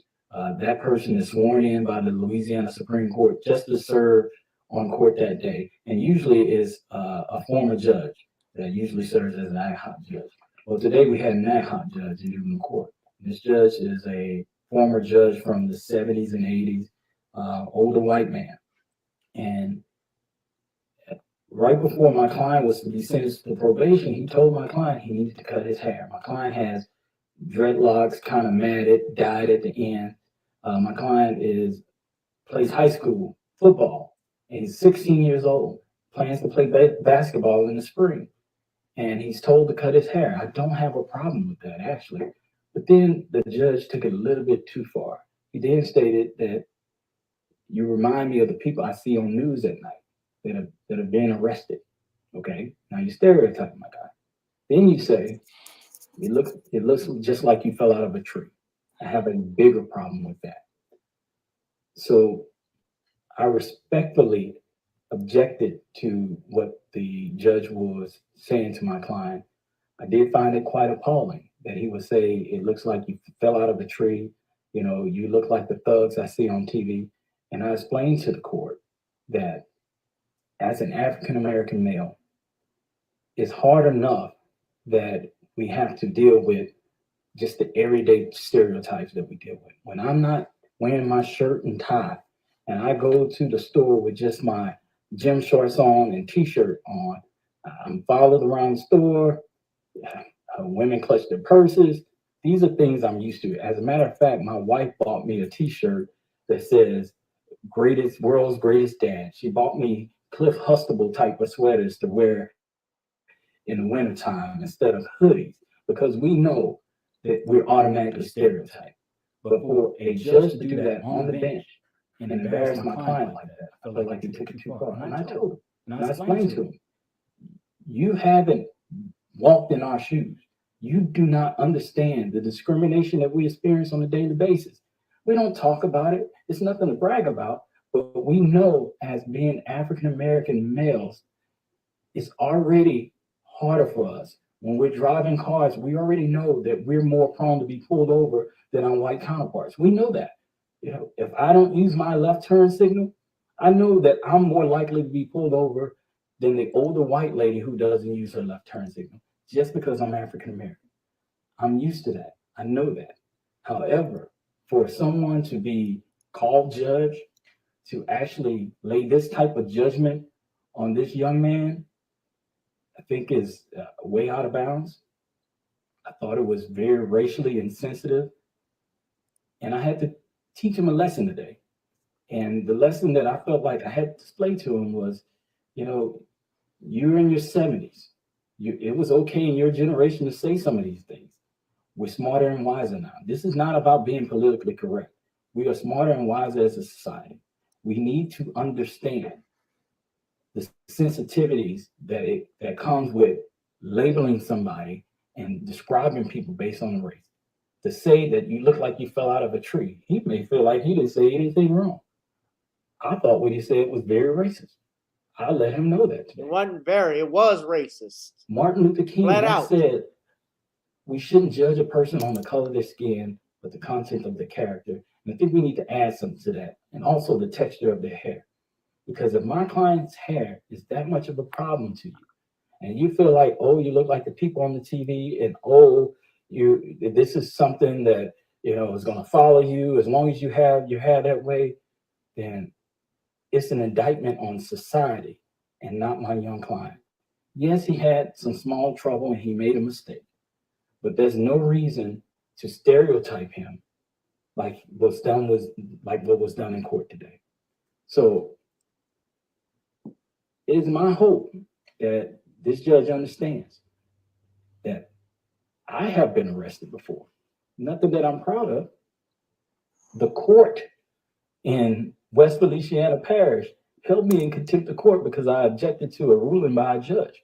And the judge in that division was so used to putting African Americans in jail, he decided, hey, Mr. Lawyer, you can go to jail too. Now, I was released within 30 minutes and they had to go back on the record and clean everything up when he realized he made a mistake. But that's what I deal with on a daily basis as an African American attorney. And I tried to tell the youth that, yes, you're smart in school. Yes, you play sports, but you have to do so much extra just to overcome some of the stereotypes out there about you and about your race.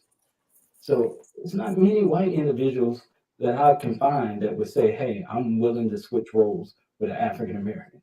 You're just not going to find that a lot. I know what I did today was right. I feel like I stood up for my client. I think it's an embarrassment to the court system that a judge will lay that type of judgment on a 16-year-old. 16-year-old didn't understand. He didn't do anything wrong. His hairstyle is his hairstyle. And if you feel like cutting his hair will stop him from being arrested, then I think that's an indictment on our society and not an indictment on him. So I would continue to fight. I just had to get that off my chest. I'm gonna stop it there. But yeah, shout out to Niles for that. That was back in 2018. So I want to correct what I said. He didn't say lynched, but still the same effect, like you would fall out of a tree. That's just as bad. So, but that's the type of stuff that goes on. In fact, even our justice system, our juvenile system across the country, but especially in Louisiana, is messed up. We have a detention center that's already under investigation for some things out in Evangeline Parish, out in Bunkie. So those things do happen. But shout out to Brother Niles.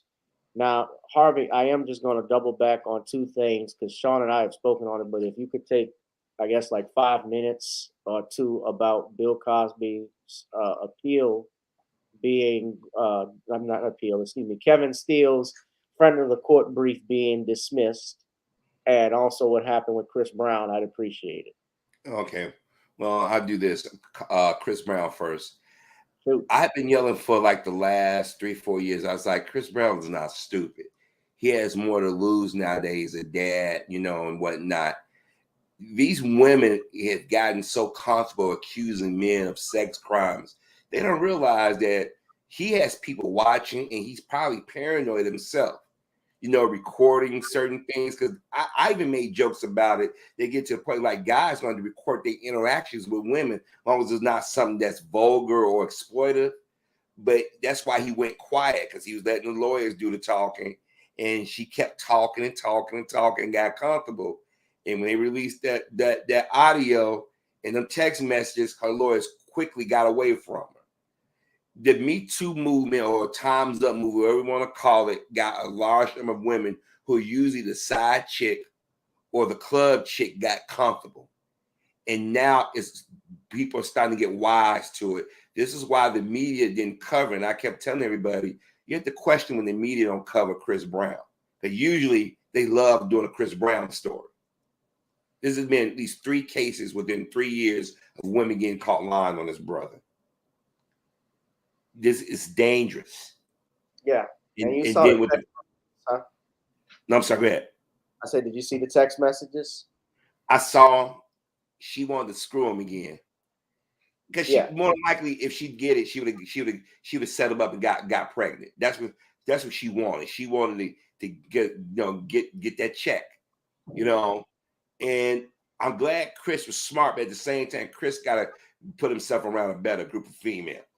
Messing with the groupies just because you can is dangerous. Because if he didn't cover his butt, he'd been paying out a lot of money right now, be sitting behind bars. Well, Bill Cosby, in my heart of hearts, I said this shouldn't even got to the Supreme Court, but I was nervous.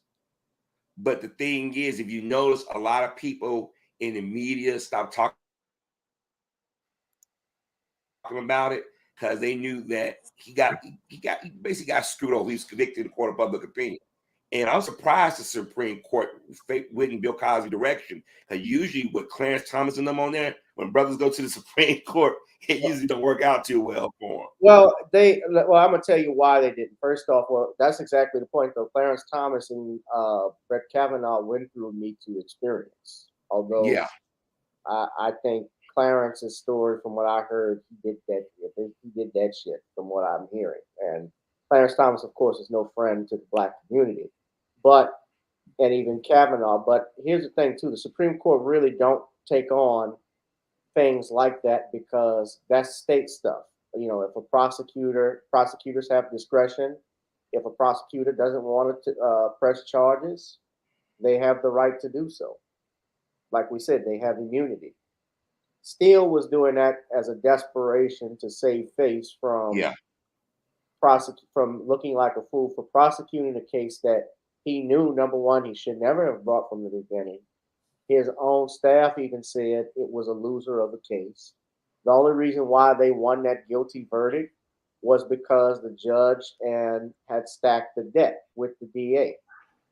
He allowed outbursts in the court. He allowed 5 prior bad act witnesses. The Supreme Court even talked about that in the opinion, but they didn't get into it because since the case should never have been brought from the beginning based off the agreement, it was moot to even talk about the 5 prior backed accusers. And had they done so, let's say, even if they didn't agree with the prosecutorial agreement, they still would have likely found that Cosby deserved a new trial based off the fact that they had these prior bad act witnesses and the probative value was outweighed by the prejudicial value by bringing these women in here. Like they had none of these women who've come forward, let's be real, they had no police report, no medical report. I had no rape kit to see if they had done anything. Some of them, one of them by their own admission admitted that they were high so much you didn't even know if Bill Cosby drugged them or not. Mm-hmm. Then on top of that, they also had a pecuniary interest because some of them were represented by your Gloria Allred, who said, if Bill Cosby gives me $100 million, I'll make this all go away. She said that. Yeah. She said that in a press conference. Janice Dickinson had a lawsuit pending against Bill Cosby in court in another state. She had a pecuniary interest in seeing as to his guilt. And we have people, and I want you just to address this briefly because I got to move into the next topic, but I don't even know if I should put this on the screen because I'll likely, even just having this picture of D.L. Hughley on here from Vlad may file a copyright strike against me. But I was just looking here. I'll just put it up briefly, but DL was on Vlad, and he said how black men need to stay away from documentaries and Gladys and Gayle King. And in this, I happened to watch it. He actually said he credited Bill Cosby for Barack Obama winning the White House, winning the presidency, because he thinks it couldn't have happened without him. He also said that Bill Cosby, changed the way black people were perceived. And yeah, he even believes Bill Cosby should have been out in jail, but he says he's a rapist. Yeah, I saw that. D.L. Hughley, how can I say this? And it's not just DL, there are a bunch of others. With Michael J. White and many others, a lot of these people are mad because that Cosby didn't hang with them, or that had been his group or whatever. And a lot of us, they conflated interactions with Cosby with him being a rapist. And that's dangerous. If Cosby didn't like your comedy, move on. You're a grown ass man. I mean, you do you. But all the people that criticize Cosby has been vulgar, have said idiotic things in public, have embarrassed themselves in our community. Now, my thing is, do I agree with everything Cosby said and done? No, you're not going to agree with any human being, but I'm not going to join forces with those who are trying to destroy this man on bogus crap. These women was deemed to be victims before Cosby even set foot in a court. That was dangerous. People make jokes about this. People came out and told you what they wanted. Judge Apatow said it, and I keep telling people, I want to see his legacy destroyed, and that's what they did. If you had dirt on Cosby all these years, and I've never known of any white woman never to go pull the trigger on a black man. 1965 America, what was going on? I mean, before Cosby even got to the point where he was at, they could have destroyed him. The FBI was watching his every move. People forget that. That's why I keep telling everybody. I said, so if the FBI was monitoring Cosby every move, they would have knew that he was interacting with women other than Camille, and they would have known that he was a serial rapist. But you wait till the Me Too, so-called Me Too movement say, oh, by the by, he did this to me. And then some of these women, by their own admission, said they went back. I've never heard of a rape victim going back to go get raped again. That just defies logic. That anytime Gloria Allred comes on the scene, there should be a question mark. Remember, her daughter was defending Harvey Weinstein. Yep. You're going to find him vilify Bill Cosby, but you defending Harvey Weinstein, who's being accused of the very same thing. And then Gloria Allred has a history of going after black men, whether they be at college level, whether they be famous or not. She's a professional shakedown artist. Now, I think that I've said that from September to March, the media and them do a hit piece. Kamal Bell did what he did for a reason. And then he pivot and say, well, I'm doing this for black women. No, you're not, because I never heard you speak up for black women before. In fact, you're married to a white woman. So now you're pivoting. What it is that you thought you can get on that bandwagon and make money and get your name out there like Hannibal Buress. Even Hannibal Buress wants to stay away from this. Even D.L. Hughley said in that Vlad interview that he turned it down. He said, what was it adding to it? You know, with what we already know. Basically, what it is that Bill Cosby didn't anoint these comics or these celebrities the next thing, and they bitter. But karma has a way of coming back and getting you. Ex Wendy Williams. Yeah, and let me just say this about the whole thing. Everybody goes back to, and even in that Kamala Bell documentary, how Bill criticized Eddie Murphy. Richard Pryor criticized Eddie Murphy too. Mm-hmm. Richard Pryor wrote in his autobiography, Pryor Convictions, that he found Eddie Murphy's comedy to be mean-spirited. He didn't like, if you go back and look at Comedy Hype News, his own bodyguard now stated that Richard felt disrespected by Eddie because they were calling Eddie the heir apparent. And Richard was like, I'm not dead yet. You know, I'm not dead yet, motherfucker. You know, I still do comedy, Jack. I was high. You know, doing Richard Pryor and Bill Cosby, you know, because Bill Cosby, you know, he talks a little bit slow, but when you speed that motherfucker up, you got Richard Pryor, man. I was high. You know, it's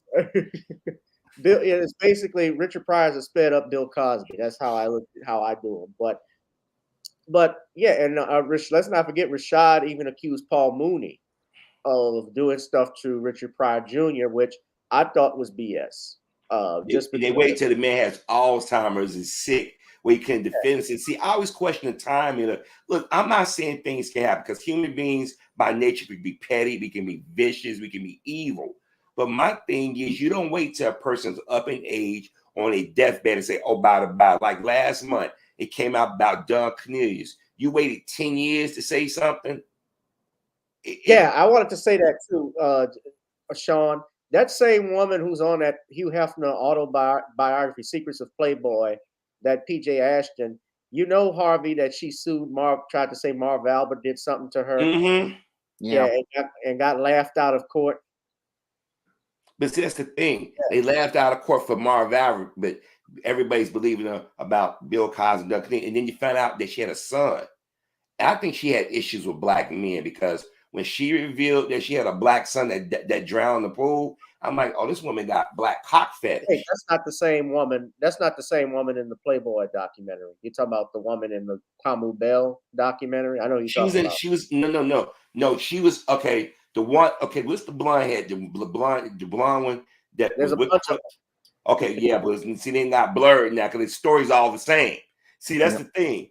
But my thing is that look, I want to believe people, but I tell people you got to listen. And I say it now and I say it again. Since when are white women or white females in general afraid to tell somebody that a black male did something to them? This is a part of this country's history. And look, I want to give you a benefit of the doubt, but you had no physical evidence. You have no witnesses. You didn't say anything. You wait 50 years. And Bill Cosby never hid the fact they was married. So ask yourself, why would a single woman go to a married man? You up to no good. Yeah, I was trying to tell Shawn this when we were talking earlier, but yeah, PJ Maston, it was not a coincidence, and you even pointed this out in your video, Harvey, and I think Shawn, you pointed this out too. It was not a coincidence that it was 10 years after Don Cornelius his passing that they aired that episode where she made those allegations. It was not a coincidence that she made the stuff about Bill Cosby talking about this. And let me show her. This is her here. That she made these allegations about Bill Cosby after the Supreme Court made their decision. I think that was tied into it because they thought the Supreme Court would grant it. Although I knew as a lawyer, no, that's Gavin. It is her. She did have a black son. That's the one that her son drowned. Documentary. That's not her. And this woman right here, she's in the Playboy documentary.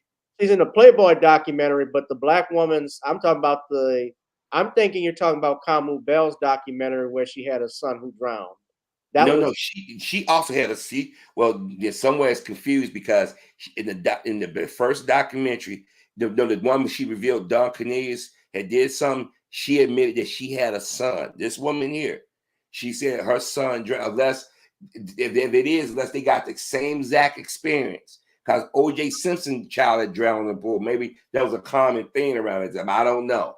But she said it, and then she went into a whole diatribe about Don Cornelius that he did these things. He kept two women.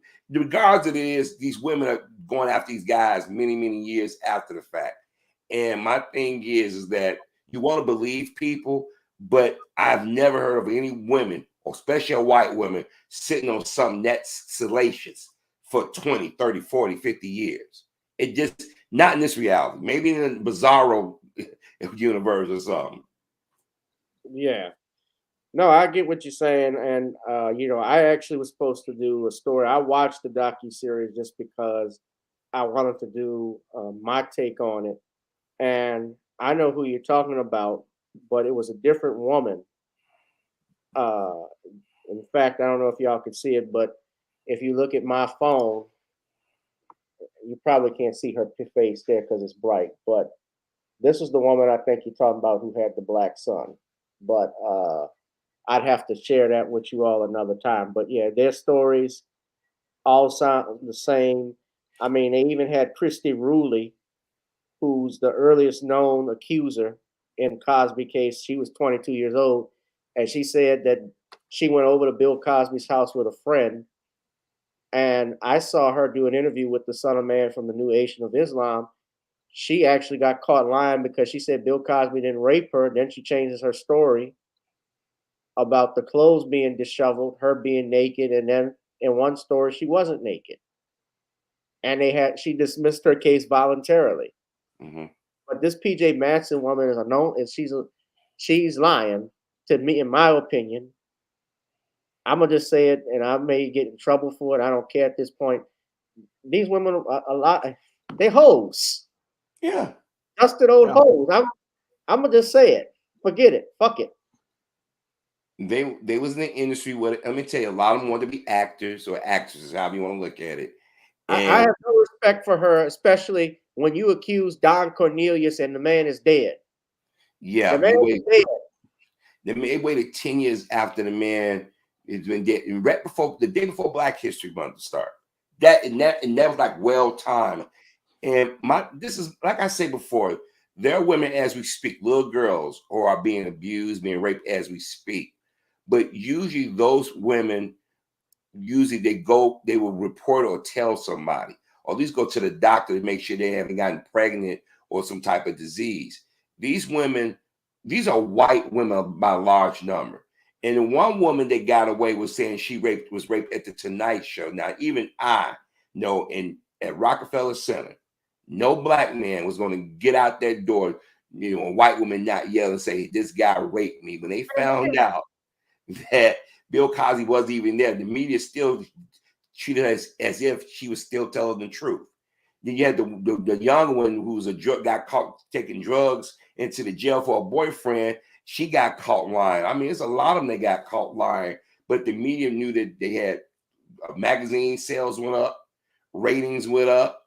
And then when people like us started calling out the white women, they said, let's go find some Black women. And all they found was streetwalkers and known chicks that would pass around in Black Hollywood. And it's just amazing how easy it was to believe that this man did. Now, could he have cheated on his wife? You never know. But I don't think Mr. Cosby admitted he cheated on her. I mean, but I look at it no differently than this. I mean, he was no different than the Rat Pack. He was no different than Nat King Cole, Frank, the Rat Pack, including Sinatra, Sammy Davis Jr., Dean Martin. I mean, Frank Sinatra divorced the mother of his children to marry and fucking Ava Gardner. Yeah. Dean Martin, his wife, Jerry Lewis. I mean, Jerry Lewis got just recently Me Too, and Jerry Lewis was known.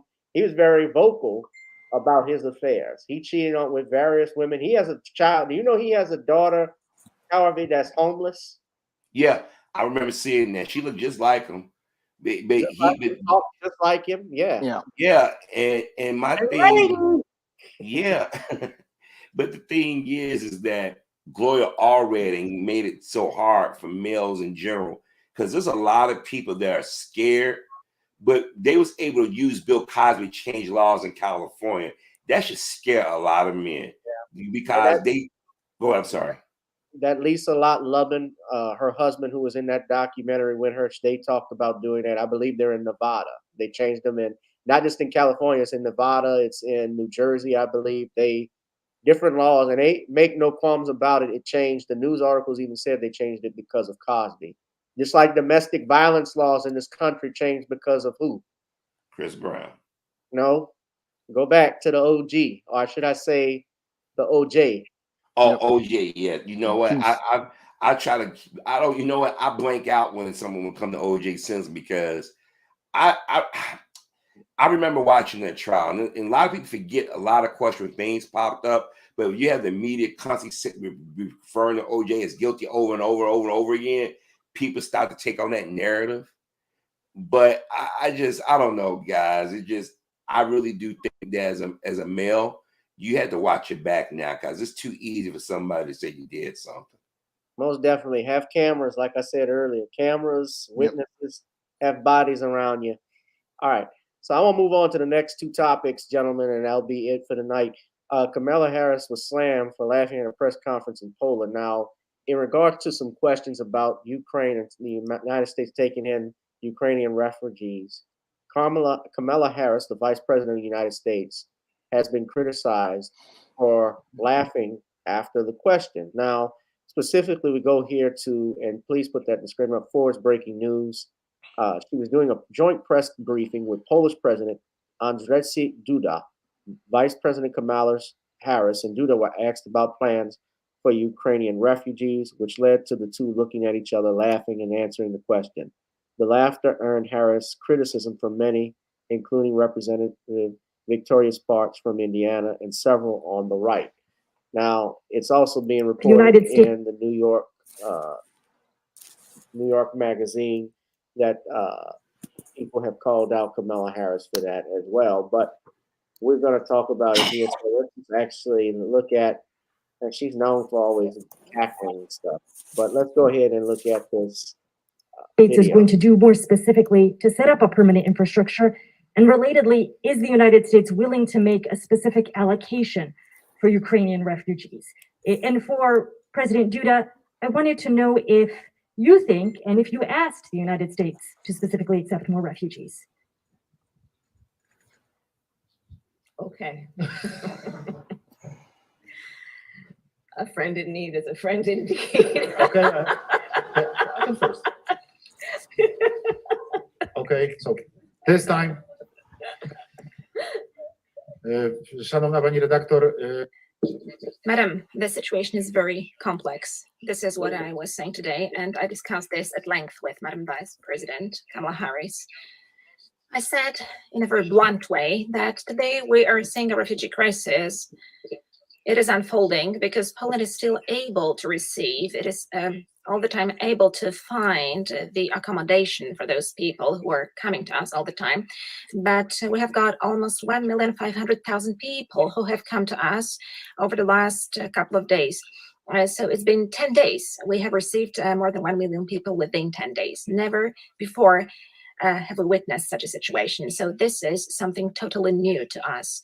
And we are grappling with this huge challenge. Our entire society is facing up to this challenge. I have already expressed my gratitude to the Polish people for their wonderful position in this very difficult situation, that they are so open-hearted. But we are aware that the problem is growing and that this problem is increasing. We have to somehow handle it, and we do not have the experience. Therefore, yesterday, I had a long conversation with Mr. Antonio Guterres, Secretary General of the United Nations Organization, and I flagged out that problem to him. I described him the situation, how it looks, how it develops. I described to him the reaction of the Polish society, of the Polish authorities, how we have been handling with this problem. But I told him that unless we receive international assistance, then given further influx of refugees to Poland on this scale, this will end up in a refugee disaster. And I asked for help, both the material assistance, financial assistance. Now, it's being reported even today that the Congress is actually giving some $1 billion. They've approved a spending budget that Joe Biden is giving to the Ukrainian aid. It's supposed to surpass, I believe, $1 billion. Also, you know what's going on here as well. In response to that laughter and cackling, in the New York Post, it was reported that the former press secretary for the Ukraine, Vladimir Zelensky's former press secretary, I'm mispronouncing her name, I'm sorry, ma'am, Yulia Mendel, said, quote, "It would be a tragedy if this woman won the presidency." Said in a quote tweet responding to a video of the interaction. Kamala Harris has been very consistent during her live remarks with Poland leaders, said former Donald Trump campaign aide George Papadopoulos. She is awkwardly laughing again. Discussing refugees is no laughing matter. Why she laughs at this is deranged. Now, she's always, in fairness, laughed at everything. That's the way she handles stuff. You know, as Judge Joe Brown was saying, all this come Queen Harris, this cackling wench. Let me just say, she has always been unprepared. Even in California, when she was a state senator, her staff walked out and quit on her because she was always unprepared, wouldn't look at briefs. Her staff, even now, as vice president, the people are leaving her. The cum queen is the coon queen. We're tired of her. This woman's just a disgrace at this point. Her and that idiot Joe Biden. I'm so tired of this shit. I'm going to be all up in G on this stuff. So I will go ahead and pass the mic first off to our brother, Shawn James, who has been sitting quiet and patiently. Shawn James, the judge, is letting you give a talk about what do you think of Miss Madam Cum Queen Harris's thoughts, or laughter, I should say. Well, this laughter clearly shows us all that your Kamala Harris is not qualified to be vice president of the United States. A leader in a crisis is supposed to be focused and serious, and a leader in a crisis is supposed to show some decorum and sensitivity towards those who are suffering. When you have a vice president laughing about a crisis situation, that's not a person who you would want to have on the job, because optically, when you have somebody who's laughing, it's showing that they don't care and that they're basically trivializing the suffering that people are going through. So this whole situation with Kamala Harris, it really mirrors what we're having here going on with New York, with your New York mayor, Eric Adams, who is going on these photo ops while crime is running rampant in the city and having himself a good time, not really thinking about all of those people who are suffering here in the city, the same way people are suffering in the Ukraine. It just shows no sensitivity at all to what people are going through.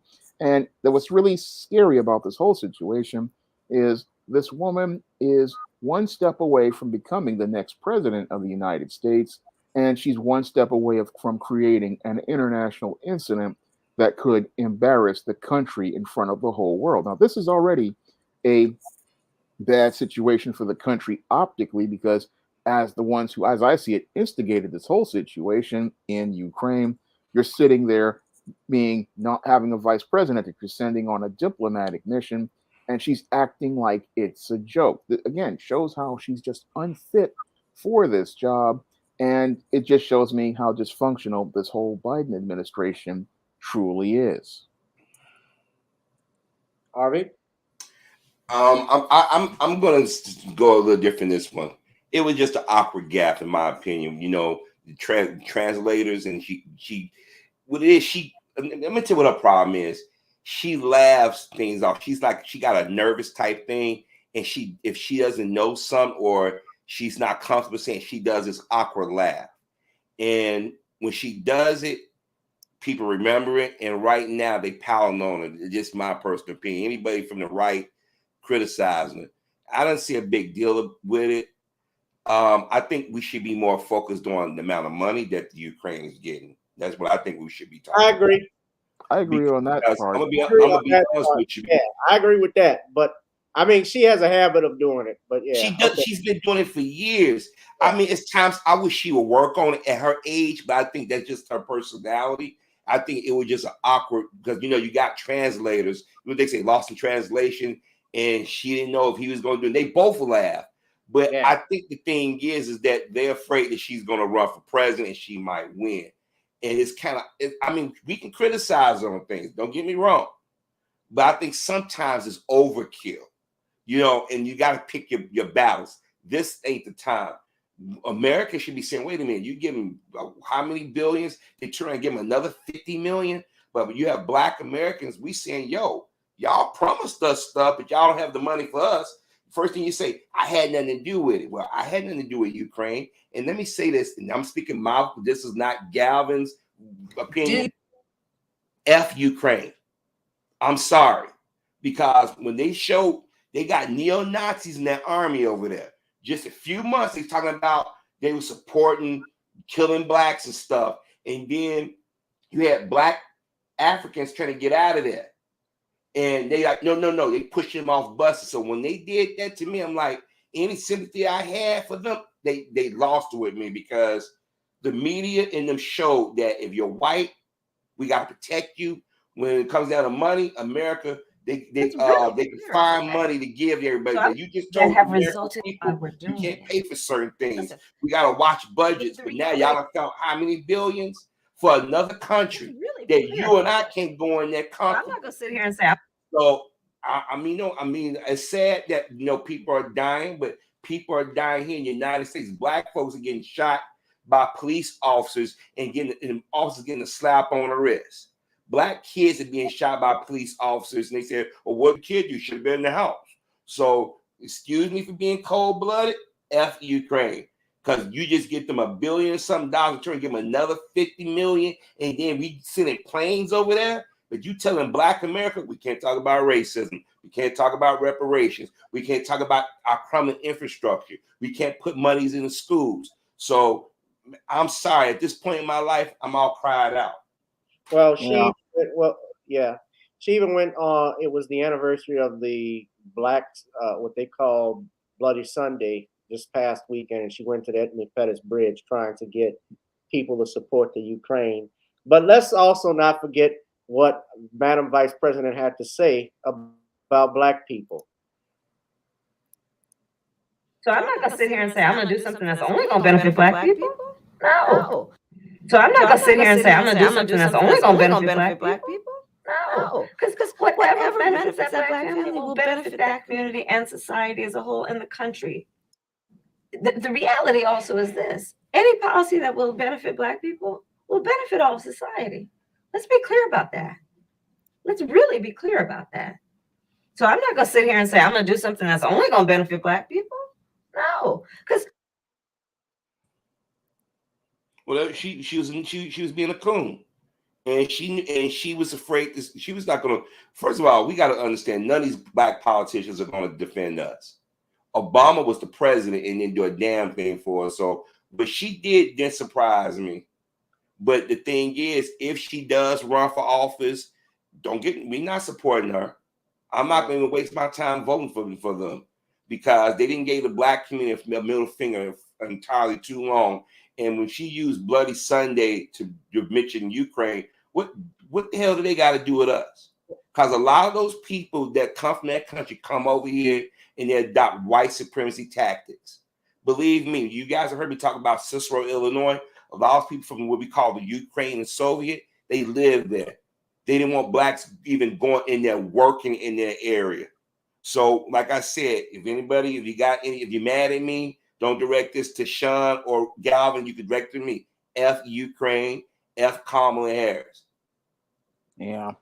Well, as I look at the Ukraine, I could care less about them because the way they have, if you have neo-Nazis in your as your army, I mean, part of your army is neo-Nazis. So whatever happens over there happens over there. And what's really an insult to me is that they quickly can get $13 billion for this country that is a white supremacist hotbed, but they can't go out here and get tangibles for all of those black voters who went out and gave Joe Biden the White House. In fact, we have gotten nothing over the course of these almost 1.25 years. I mean, practically nothing but contempt thrown at us. And we went out here and voted for your Joe Biden in the largest numbers, and he's just going to throw everybody else in front of us. And then that's, again, it's disrespect for the black voter as related to things, a complete insult to the black voter. And where are the Biden sexuals? And again, where are those Biden supporters? Because he doesn't support you. I mean, 14 billion, but he can't find $1 for black people. And many black people are struggling out here as related to this economy with these gas prices. But he can't find $1 for black people, but he can find $1 for white supremacists in the Ukraine. And then he wants us to feel sympathetic for these racists who went out of their way to mistreat black people, really Africans, but still black people, and treat them like second-class citizens in their country. And I want to say real quick before you go on. To those black Africans over there, you guys thought that y'all was special. Y'all went over into this foreign country and said, we had nothing to do with this. This is not our fight. You're in their country. You know what I mean? They're going to treat you the way they're going to treat you. You think by going over there, they was going to treat you a lot better. You just got your nigga moment. The world, and I don't know why black folk think that because whether you in Europe or the United States, they see you different. They got their wake up call, and I want to point this out. Let's see, have y'all seen this story? Look at this. Hold on. What, this minstrel is going to do a video on this minstrel? Yeah. I was going to take him to the barbecue. Everyone to know that he is not a warmonger. He's just going to help the people that really Copyright disclaimer, please. All of Ukraine is a war zone, so to speak. So I'm going into trying to help the Ukrainians to defend their homeland. Detroiter Dr. M. Dejan Johnson says in just a few days he'll be on the front lines fighting the war against Russia. So far, he's already ordered a Kevlar helmet and flak jacket and all the other necessities. This Wednesday, the 62-year-old will be flying to Amsterdam and then to Poland. From there, he plans to travel to Ukraine and immediately join the battle. I get real-time information from Ukraine, from my contacts there, and they're really suffering. Members pray for him at Church of the King in downtown Berkeley. Not perfect the things that are imperfect in him, Father. And Father, we know that he is your child in the name of Jesus. We thank you for the opportunity that he has to go and to do what we call him to in Jesus' name. Some Ukrainians even showed their gratitude. Pastor Tal Sullivan says their prayer requests are simple. We're praying for protection and God's provision, and we're inviting God to come and use them as he wants. Dr. Johnson has a military background serving with the Army. He also already spent 2 years in Ukraine working at a university. My job from 2018 to 2020 was to train university professors and graduate students on bringing transparency and democracy to the classroom. Who would have figured I would be putting that into practice? I don't plan on coming back with a red, white, and blue, or blue and yellow flag over a box. So I'm coming right back here to Detroit and hopefully make Detroit better like we all do. And we certainly hope that that's the case. As you can imagine, Dr. Johnson's family is totally against this. Victor Williams, local. How impressive, though, Victor. We do wish Dr. Johnson well. We appreciate that story. Oh. 62 years old, your ass gonna suit up. Look, man, I fought in the war. I ain't trying to run back to no war zone because it's not appreciated, number one. And number two, a man his age tap dancing that hard. He think he gonna get a award, and people here gonna like, oh my gosh, he's It's breaking news in Highland Park right now. Oh Lord. Oh. I'm tap dance, tap dance, da da da da da da. That's the name of his name stands for minstrel. I mean, look, hard. Like I said, I fought in the war zone. I ain't trying to go back to no war zone because I'm gonna tell you, those people do not appreciate it. But like Shawn and me said, Ukraine is the hotbed of white supremacy. They have taken pictures with that army, proudly saying we hate black people. They want to kill us. They come over here on visas and they never leave, and they embrace that American good old-fashioned racism. And then you want us to go over there and save them and send our tax dollars. But remember, they keep saying, well, our tax dollars shouldn't go here. We can't fund schools. We can't help homeless people. But you worried about some people over there. I'm sorry. I don't mean to be mean spirit, but I do have a pretty good memory when it comes down to things. And these people join in, getting online, telling us, well, you guys, you live in the past. You guys need to work hard. We worked hard. We come over here with nothing. But now you're on TV. Help us, please. Help us. Putin bad to run. Putin been man for 20-something years. Y'all act like this is new. Nobody cried for the people in Libya when we went over there and messed with Libya. You know what I mean? Nobody cried for the people we went to Iraq unnecessarily. Now I'm supposed to cry crocodile tears. Look, it's sad. If those people who don't have that mindset, it's sad. But oh well, I'm sorry. I mean no harm. When I saw how the media, the blonde-haired, blue-eyed people are getting blown up. Oh, this is a third world country. It's not a third world country. This is Europe. These are civilized people. They got too honest last week. And know the media's not covering this anymore. Yeah, they had signs even at these soccer games saying "Free Derek Chauvin." I've seen that. Yeah, they had at a soccer game, "Free Derek Chauvin." I've seen them at these soccer games. I mean, it's not just Ukraine, but other countries where if they got an African or black player, they'll throw bananas on the field. Yeah, I guess we all forgot about that. So I mean, look, I don't group all people in a bunch, but I'm not about to go over there like this fool and put up Kevlar gear to go fight Russia. It sounds like white folk problems to me. Yeah, it's not our fight. Had nothing to do with us. He's an idiot. He is. No, he's an idiot that's trying to get points with white folk. He's a good Toby. He's really good. He all that Jeebus crap. Oh no, I'm sorry. No, he go over there. They gonna treat him just like them African students. What you doing over here, nigga? What you doing? I'm gonna sit up and fight and come back home. Yeah, come back home and about somebody said Black Voltron said it's not gonna be Black Hawk down, it's Sambo down.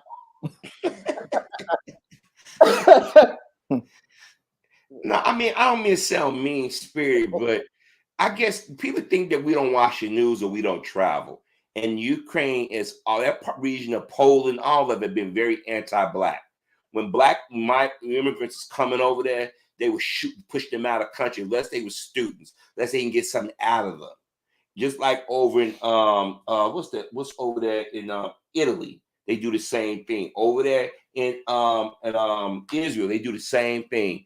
And we give money and this is why I say black folk need to start questioning these so-called black representatives. The question of black caucus and wait a minute. We tried to get bills passed this year. You can't even agree on that. You already gave the Asian hate crime bill. And like you mentioned earlier, the anti-lynching law is more dedicated, more geared to the gay community than is the black community. But just because you put Emmett Till name in front of something don't mean I'm supposed to get the warm fuzzies.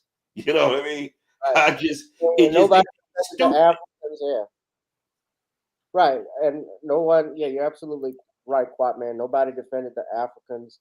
Nobody's defended, remember even in the 90s what happened in Rwanda when you had the genocide of millions of people, the Tutsis, I believe, up there, a bloodbath. People getting their arms and limbs chopped off. Nobody said anything. So only when white Europeans are getting attacked, we got to solve everything. We got to help them. Nobody wants to do, we got to drop everything for them. I'm not saying people can't be supportive of other people, but we have problems here in this country that we don't even want to face. We have homeless veterans living under I-10 bridges. Who you telling? I know some of them. Yeah. You know, it gets me. Haiti is close to us than Ukraine, and Haiti's been suffering and suffering and suffering. You have even Puerto Rico; they still suffer from hurricanes from a few years ago. And the thing is, they try to use these kids like they had the little girl singing that song from Frozen. Let It Go when she was singing. I'm like, y'all trying to pull on the heartstrings. But my thing is, when you got little black kids here who's not getting proper health care, who can't go to schools that are falling apart. Here it is, infrastructure in this country is falling apart. We got bridges falling apart. You got a homeless problem. You know what I mean? And you're going to send that many billions, not millions, billions of dollars, but tell black folk, well, we can't do nothing about reparations. That's a non-starter. You just basically told black Americans, F you. But the brother that's from Detroit is struggling. I mean, I only been to Detroit once. You know, they could put that money into their infrastructure, and within a year, Detroit would come back. Jobs, I mean, all kinds of stuff. But, I don't know. Maybe I'm just too rational.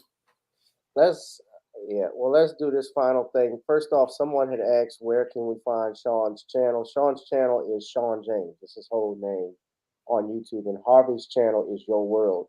I have one final topic, guys. I wanted to talk about. Please hit my Cash App as well, GavinRichardEsq, or GooglePay or PayPal Zelle if you like this channel, because we're not monetizing. I know we've actually had more than 100 people that are watching. They always say 40, but I've had more people come on this channel. There's no reason I should have more to. Yeah, YouTube does that with the live streams. I mean, last week I had one where they dropped the counter on it. Well, YouTube has a way when you get all these views and all of a sudden you do something else, they disappear. They shadow ban a lot of the stuff that we do. They really don't want us on. They really don't want us on YouTube anymore. They don't want us on Facebook. They don't want us on any of these social media sites because they realize that we are more aware of what's going around us, and we use social media to get a lot of news stories out that they normally don't talk about. Now, I want to talk about this last topic. This is the last one because it is getting a little late. But Biden looking to roll back bans possibly on Venezuela to loan the U.S. and oil and gas, puts embargoes on Russian oil. So this is coming from Fortune magazine. I was reading this earlier that they said that Russia only makes up for 8% of the global supply of oil, and 3% of it is only imported in the United States. And they say although those numbers seem small, they have already led to record high gas prices in the United States, which could potentially surpass an average of $5 per gallon in the near future. And for Biden, a turbulent oil market is a political nightmare. Keeping gas prices low is a major priority for Biden and the Democrats, especially ahead of the pivotal midterm elections in November. To try and do that, he's reaching out to old adversaries, Venezuela and Saudi Arabia, to plug the U.S. oil gap, rewriting the last few years of international relations in the process. And his scramble to stabilize oil prices is bringing him closer to countries he once hoped to avoid. I'm sure the Biden administration is looking at every option to try to ease some of the pressure on the market. Victor McFarland, history professor at the University of Missouri, and an expert in Middle East energy politics in Saudi Arabia, told Fortune, "We just don't have any good options for replacing Russian oil." So a U.S. delegation reportedly visited Caracas, Venezuela over the weekend to meet with top government officials and iron out a deal to bring more Venezuelan crude oil to the market. It was the highest level visit by United States government officials to Venezuela in years. Remember, even back in 2019, there were embargoes that were leveled by the Trump administration, and even Barack Obama. It's not just Donald Trump. When he was president back in 2015, he placed sanctions on Venezuelan officials, declaring the country a national security threat. And tensions ramped up considerably during the Trump administration after further sanctions and a reported coup attempt supported by an amphibious assault squad that the U.S. denies had any link to the CIA. It's a new world, Eric Farnsworth stated, Vice President of the Council of America and American Society, a research forum focusing on economic and social development. Now, let me just give you my take right quick, briefly, ladies and gentlemen that are listening. I don't know about where you're at, but anywhere in the United States now, if you have a car that operates on gas, you're paying, on average, $4.10 per gallon for unleaded. And some places, I know in California, I've seen it go up as almost $10. I don't think anybody has seen, not since George Bush was president, I haven't seen gas prices this high. It's actually gone higher from what I have seen. And yes, the war has impacted that. I mean, war is bad for the market, for the economy, unless you're profiteering from the war. You know, like Dick Cheney was, and those people with Halliburton and so forth. But there's a lot that's going on. And I want to just go back right quick because someone had asked me a question. I didn't answer it. I think it was Black Voltron. Just curious, you mentioned something about the Jussie Smollett thing. I'll just address it right quick. No, what the judge did didn't violate equal protection. Remember, judicial immunity. You know, they had discretion, especially since he was convicted on those felonies. He could have actually been sentenced even longer, perhaps, but no. The other thing, too, is I just want to correct it. He actually pled no contest in Los Angeles in 2007 for, when I'm looking at here, was filing let me just clarify. I'm sorry, I'm going off topic, but I'm trying to answer everybody's questions and clarify some things that I had said, just because I like to be correct with stuff and I don't want anything off. But what happened was he pled no contest to providing false information to law enforcement in a misdemeanor case from a DUI stop. And he gave his false name and signed his brother's name on the summons to appear in court. So that's what happened. And he had gotten a fine and probation for it. Now, with regards to this, yeah. So getting back to the gas prices, Black Voltron, you're out in California, so they're charging $10 per gallon of gas. Gas was never meant to be balanced in your checkbook. I've never seen it like this. And some people have even speculated, is this a way now to get Americans to buy electric? And I got some people who thinking maybe I don't look at a Tesla, but I mean, hell, those things are hell of expensive. I've seen people actually riding horses now. We're going back to the Pony Express in some cases, especially in the South. I saw somebody parked at a Dollar General. There was a picture of somebody with a horse tied to the handicap poll? You know, there's no need to go up on these oil prices like that. But people are using this. First of all, this actually started during the pandemic when people started price gouging, and when people didn't go back to the jobs in droves. Remember those jobs were saying that we wasn't going to pay a living wage until people couldn't find it. All of a sudden, now you can pay somebody 15 to 20 bucks an hour. Once that started to happen, and people like Social Security got an increase, or the military or veterans got an increase, these companies say, oh, these people got disposable income. And this is how you keep people working and keep people poor. There's no need to go up on this. Russia was like only, 3% of the gas. And this proved that we're too dependent on foreign nations. We get our fruit from China. Our produce come from China. Amazing. But electronics, electronics. And a lot of the stuff is stuff that was stolen from the United States. You know, China. And see, this is the problem. If America we involved in this war. I don't care what anybody say. We've been involved. If you're going to send planes to Poland, and Poland going to send planes to the Ukraine, and you sending aid, and you telling companies in the United States they can't, we're involved in this war. We just don't have boots on the ground. I'm telling you right now. Of course. We're going to get even further in this because Putin, I'm going to tell you, Putin is no different than these senators here. Everybody talk about he's a bad guy, but you got politicians here don't want people to live their own lives. You want to tell people what to do with their bodies, where they can live, that kind of thing. So America, we got a lot of hypocrites, but the whole thing about the gas prices, they did this during the Bush years. Remember, I don't know if you remember, Galvin or Shawn. I know you remember. Remember, 89-cent gas was like 89 cents. You take 10 bucks, you filled up a tank. You thought you was living large, you know. And then as soon as Bush getting off, you start getting $2, $3 full out of gas. And since then, the Saudis and them has been manipulating the market, and Wall Street's been manipulating the market.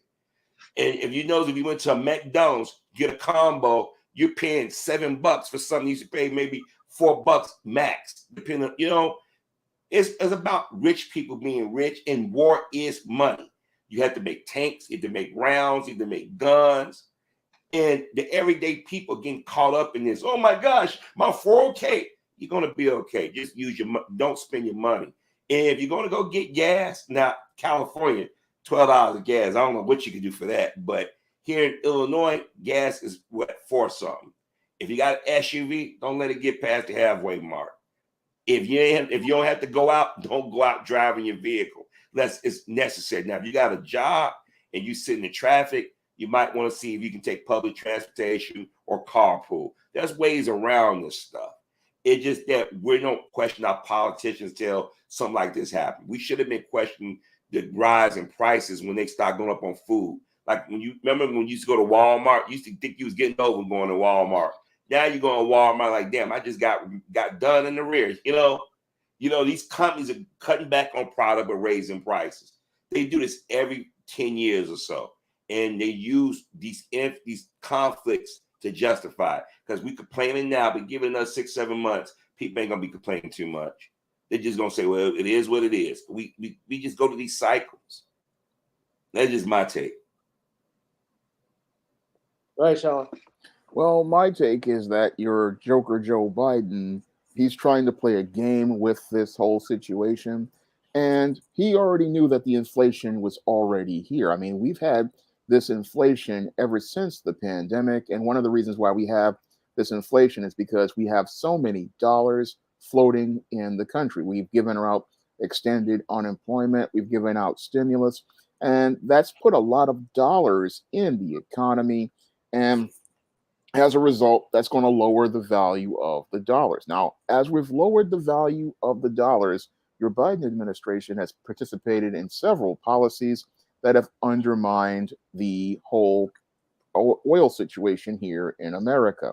Now, they canceled the Keystone Pipeline, they canceled drilling in parts of the country, and that also had an impact on things long term. Now, your Joe Biden, I believe, did that to spite your Donald Trump, but he didn't understand the long-term consequences of that whole policy.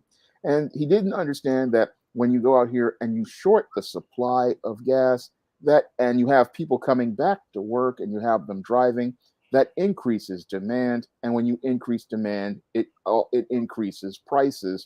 And many of these gas companies, they know that they can now raise higher prices because they know that there's more vehicles on the road. So it was a whole complete thing that was going on even before this whole situation in the Ukraine, and it was leading to the country having this high inflation. But what they want to do is try to spin this into a narrative that it was Putin's price hike, but it was really a price hike that was really under the term of the Biden administration. And now he's desperate because he's created all of these policies that have really shorted the oil situation here in America. And by going out here and turning off the Russians, I mean, now it's maybe 3%, but it still leads to a lot of speculators pumping up prices. So what he's done is he's really messed up here. And him going to enemies like that he calls his enemies, like Venezuela and Saudi Arabia and the UAE, it really makes him look weak. So he's trying to get desperate, trying to scramble a way to get out of this hole he's dug for himself. And what he's trying to do is trying to create a situation where he can try to get these countries to give him oil, but those countries have no reason to give him oil because now they have leverage in the situation because they're looking at it and going, we don't really need to talk to you now because you talked a lot of smack and disrespected us. So we have no reason to give you oil. And it's similar to what happened in the 1970s where we had them talking a lot of smack to OPEC. And OPEC cut the US off, and then we had the horrible gas lines in the 70s. And as a result of those horrible gas lines in the 70s, it practically revolutionized the auto industry. And I remember us going from these big cars like my father had, like these big C bodies and these A bodies, to the smaller vehicles. And I find it interesting that in this age of SUVs, these car companies got rid of their small cars like the Dodge Neons, your Chevy Cruises, and your well, there was the third one. I can't remember the third one, but there's the Ford Focus. And now the country's in a bad situation with the gas where the prices are high. And they're in this situation because we have a lot of politicians who were not thinking critically about how their decisions impact things. Like your Joe Biden really didn't understand what he was doing. He was so emotional about Donald Trump that he didn't see how his actions have consequences, and he didn't see how this was leading to things. And he also, with the Ukraine, didn't think about things. And now he's going over to countries who he says is his enemies, thinking that he's going to get help, but he's looking weak. And the whole thing is that these countries like the UAE and Saudis have blown him off the same way the OPEC people blew him off early in the situation. Because I remember when he was begging OPEC for oil, and people are looking at him and seeing that he's coming from a position of weakness. And America, I think, is going to be in a really bad situation because we don't have the infrastructure creating these smaller cars like we had in the 70s. And we really don't have ourselves in a good situation to diplomatically find a way to gain more resources for ourselves. But see, that's the problem. I agree with you, Shawn. The problem is that American presidents and politicians have been so arrogant with these so-called countries that we call our enemy. And now we need them, and they can basically say F off now. Yeah, they blew us off. They blew us off, and we can't get mad at them because if I was Venezuela, I was like, oh, now you want something from us. You didn't went over and caused coups. You didn't sold a lot of violence in this country. You know, just like Cuba. Obama tried to open up relations with Cuba. Trump getting in, and everybody went along with it. I'm like, at some point, we're going to learn that we're not that superpower like we think we are. Trust and believe. If China gets in bed with Putin and them, we're screwed. But then again, they already in bed with these people.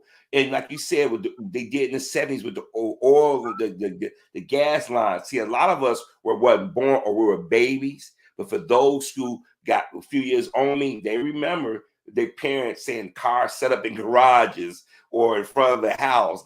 Public transportation became their best friend. That's why in the 80s, you start seeing a lot of smaller vehicles. Like you mentioned, the Cavalier, the Celebrity, and all these things. And the Ford got rid of all their small vehicles to focus on SUVs and the Mustang because people got used to paying these high gas prices and they figured they'll do it again. And the thing is, America, we just can't push us away from that table and say, you know what? Maybe we don't need to spend our money on this stuff. Maybe we need to start telling these politicians to stop padding their pockets and stuff. Maybe we need to watch what's going on Wall Street, because everybody's going to get rich and we're going to get poor. And like I said, as soon as they talk about raising wages up, all of a sudden price gouging. I mean, they've cut back on product. They talk about cutting back on the shampoo. They did a report last night that the prices are going up about $2, but they're going to cut down the size. That doesn't make any sense. But No, you it know, doesn't. for years we was warned. Malcolm X warned us. Dr. King, a lot of black folks warned this is going to happen. And it's sort of America made this problem. Arrogance. And Putin knows it. And they know it. China know it. I mean, like I said, these countries that we call our enemy countries, then now they can say, haha, we got you, America. Because I'm going to tell you, if prices are going up to $12 in California and they got a drop going out there on top of that and these fires, I feel for those people out there. Because a lot of people ain't gonna make it through this. Because you're probably gonna get people jumping out of windows like they did when we was kids back in the day. When they, you know, and my mother used to say that. She said a person used to make $75,000 go down to $70,000. They hope their heads explode. They're not used to going without or spending more money. Poor people, working class people, we just figured we're getting screwed again. What can we do? Well, I tell you what you can do. Keep your money in your pocket. You may not need that new Apple phone right now. Keep your old one. You may not need to go to the movies right now. If you don't have to go on a trip during the summer, stay at home, barbecue in your backyard, call it a day. That's just me. That's the way I've been living for the last 20 years. Right. Don't forget, remember when the Keystone Pipeline,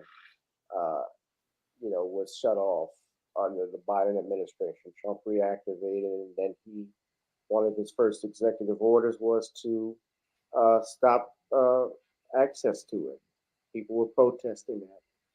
United States, we don't have any access to. I mean, we are, as you even pointed out, Harvey, we're basically owned by other nations. The only reason why the dollar means anything is because China has a bulk of it, because we're indebted to China. Once Nixon took us off the gold standard in the 1970s, the United States started to accrue a lot of debt. One of the good things I could say about Bill Clinton and his administration was that he didn't stop the debt, but what he did was cut the spending on it so that it was curtailed. So we weren't spending that much on the debt, and things were moving a little bit better. But of course, George W. Bush becomes president, then you go to war, and war costs money. So all of that factored into the debt. And right now, if you got 350 million American people, legal or illegal, let's just say legal, that are in this country, on average, every person in the United States, even from the minute they're born, is going to come out in debt to at least over $50,000. Well, I'll tell you this. It's amazing that policies from the 1970s, 50-something years later, is affecting us now. Yeah. Right. I mean, look, the worst thing Bill Clinton did, one of the worst things he ever did was that 1990s, I'm not just talking about the crimes bill, but that bill that he did in 1996. Shawn, you know the one I'm talking about. Telecommunications bill that destroyed television and media. Destroyed. Yeah. That's the reason why you have so many of these different networks right now that are owned by another major network. It's like Viacom. How does Viacom CBS own 40 different networks on cable? Paramount, MTV, MTV2, BET, VH1, Nickelodeon, Comedy Central, UPN. Discovery is about to buy Warner Brothers because AT&T got over their head. So they're going to spend CNN, Cartoon Network, all of them into Discovery. And then I don't care what anybody say, these streaming services are getting over on people like a fat cat. Because maybe I'm short of my age, but I'm used to being able to cut on my TV and knowing that if you watch TV, you watch commercials, they make their money off commercials. That's how you was able to control. Now, if you want to watch stuff, You got to go to Paramount Plus, Netflix, Hulu, Disney Plus. And people think this is cool, but they say they're going to offer all these programs, and really it's not many programs, only streaming services. Me personally, I like to, when the DVD come out, I like to go get something that I can touch and watch as much as I want. If you don't watch this stuff in a certain amount of time, it disappeared for 6-7 months or a year, you know. And it just, these corporations need to be broken up, because I don't like the fact that you got Disney, Paramount, and Comcast having that kind of control of what we watch. And then you got to go back to the Reagan administration, the fairness doctrine. That's why you got stuff like Fox News and see if people got to pay attention and maybe not always use their vote, which it helps, but use their wallets. If you don't support these companies, they won't thrive. Yep. Yeah. I don't have anything more to say, gentlemen. We're gonna wrap it up. But did you hear about Ryan Coogler, who got arrested in Atlanta? Yeah, I heard about that. Got a video on that coming up. Me I got one. I mean, he got arrested, and it was a black teller who reported him. That's the thing that makes it even messed up. That happened. White supremacy have gotten away how we even look at each other, brother. Yeah. Now I got to say this because I was listening to the facts of it. He handed her a note saying, "Withdraw $12,000 from my account," and trying to do it discreetly. Now, this brother, I got to say this. When you do banking, you should know. I get people want to be discreet, but typically you get a withdrawal slip. You don't get a note up there. Bring a note to them, because that does sound. I'm not trying to take up for the woman. It does sound suspicious, but I don't know if he gave her his ID or anything like that. You would think you would do that, because normally when you go to withdraw cash, Usually bring your withdrawal slip and an account number.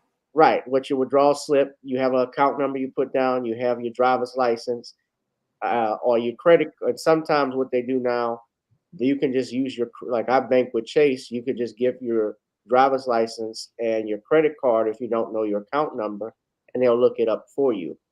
And he was filming Black Panther 2 in Atlanta when this happened. Al, someone was sharing the video. I believe it was I think Black Voltron's got it, but this is the body camera footage. I just play it a little bit of it right quick. Hey, sir. Now he's on the phone.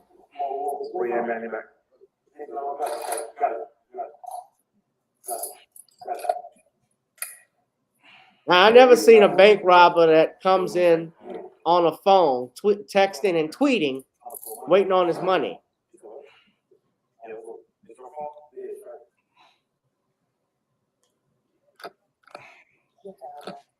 Good job, officer.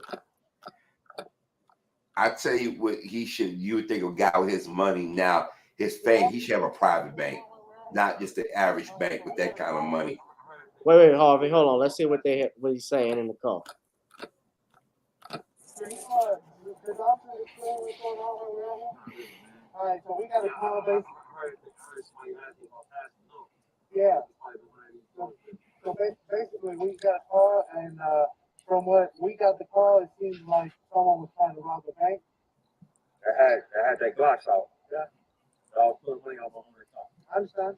I put my own bank card in here for the lady in the back. You know what I'm saying? So we have to confirm that. You gotta understand, you don't come out because of the seriousness of the call. You don't just come out, and unfortunately, in a situation like that, you don't get the benefit of the doubt.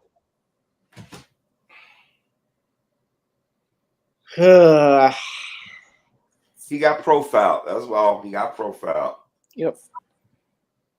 This is not the first time. They did this to his sister just last month. They did it to another black person, another black person. This is a regular thing in these banks. Because years ago, when I got hurt and my dad, I was in the hospital, I wrote a check out for my dad. He went to my bank and the teller said, "Is your son gonna have this amount of money in the account?" And my father's kind of taking it back because that should never even came out that teller's mouth. because you're telling too much business, number one.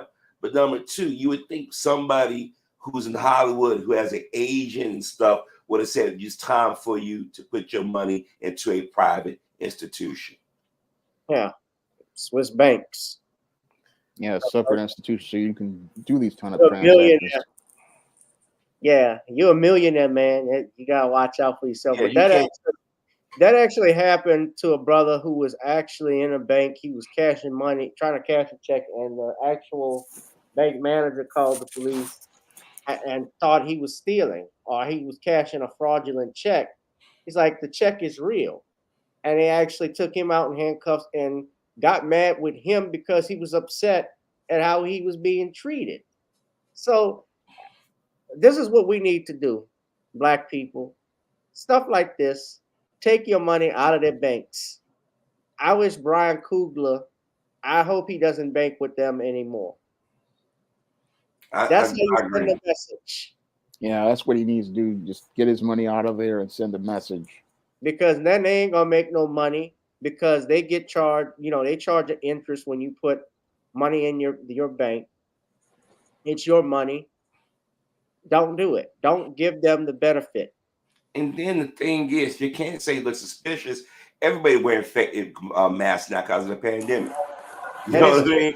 In January, it's cold. Hey, sir. Come here, favor, man.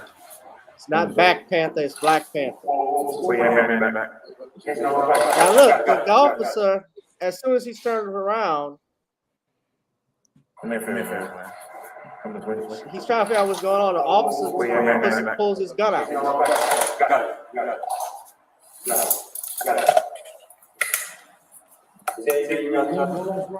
Give me one second. What's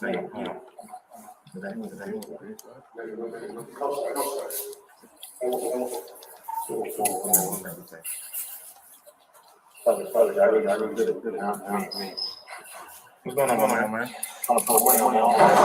You said what? Yeah, this your phone?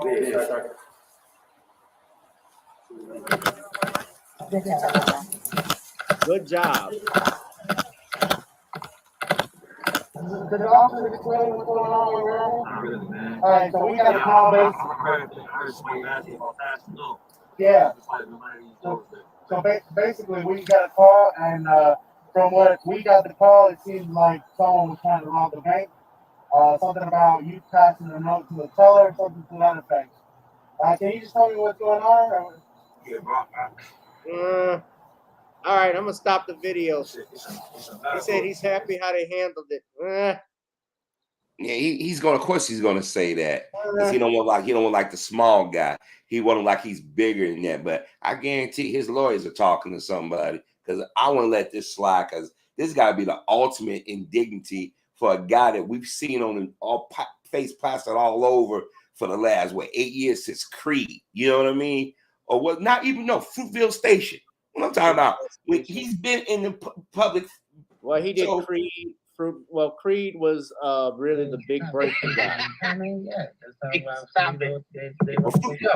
Fruitville Station. I am. You don't need to call 267. You can listen anywhere. You know that, right? Yeah, go ahead. Hold on. I'm sorry. Fruitville Station, Creed, and Black Panther put his name really out there. And I understand if he came in and said, this is a stick up, give me your money. But he said, I want to be discreet and counted away from the counter. Because he didn't want nobody knowing he had that kind of money. But she being suspicious. And it's sad that our people, a lot of us internalize white supremacy. We don't realize it. Because I guarantee if there was a Caucasian man or woman, that would have never happened. And I firmly believe that. And it just right. It now is gaining steam because even white folks that are like, you do know who that guy is, right?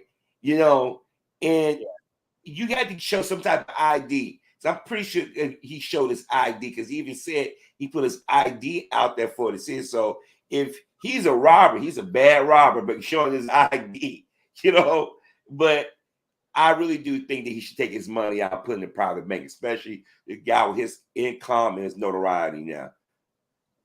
Because this is a regular thing at these banks now. Yeah, he should take his money out of there. And this is a textbook case of racial profiling. And what's really troubling is that this was all black people doing this. Again, showing, like Mr. Boy said, that this is how deep white supremacy affects the minds of black people. That the first thing that you think about when a black man is making that kind of withdrawal is that he's a criminal.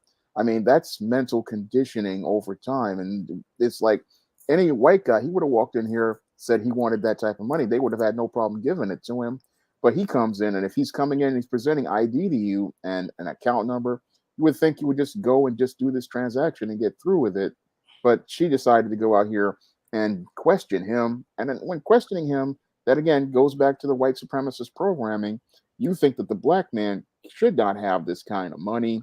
But this is something that even I've run into myself. And I even wrote about it in my book, Temptation of John Haynes, about how even when you're a prominent black person, you're making good money, they still think of you as a criminal. And that's what happened here, sadly, with Ryan Coogler. But the only way you can have a way to stand up to this type of stuff is to punish these kind of businesses. And you punish them by taking your money out of their businesses and putting them in businesses that will treat you with respect.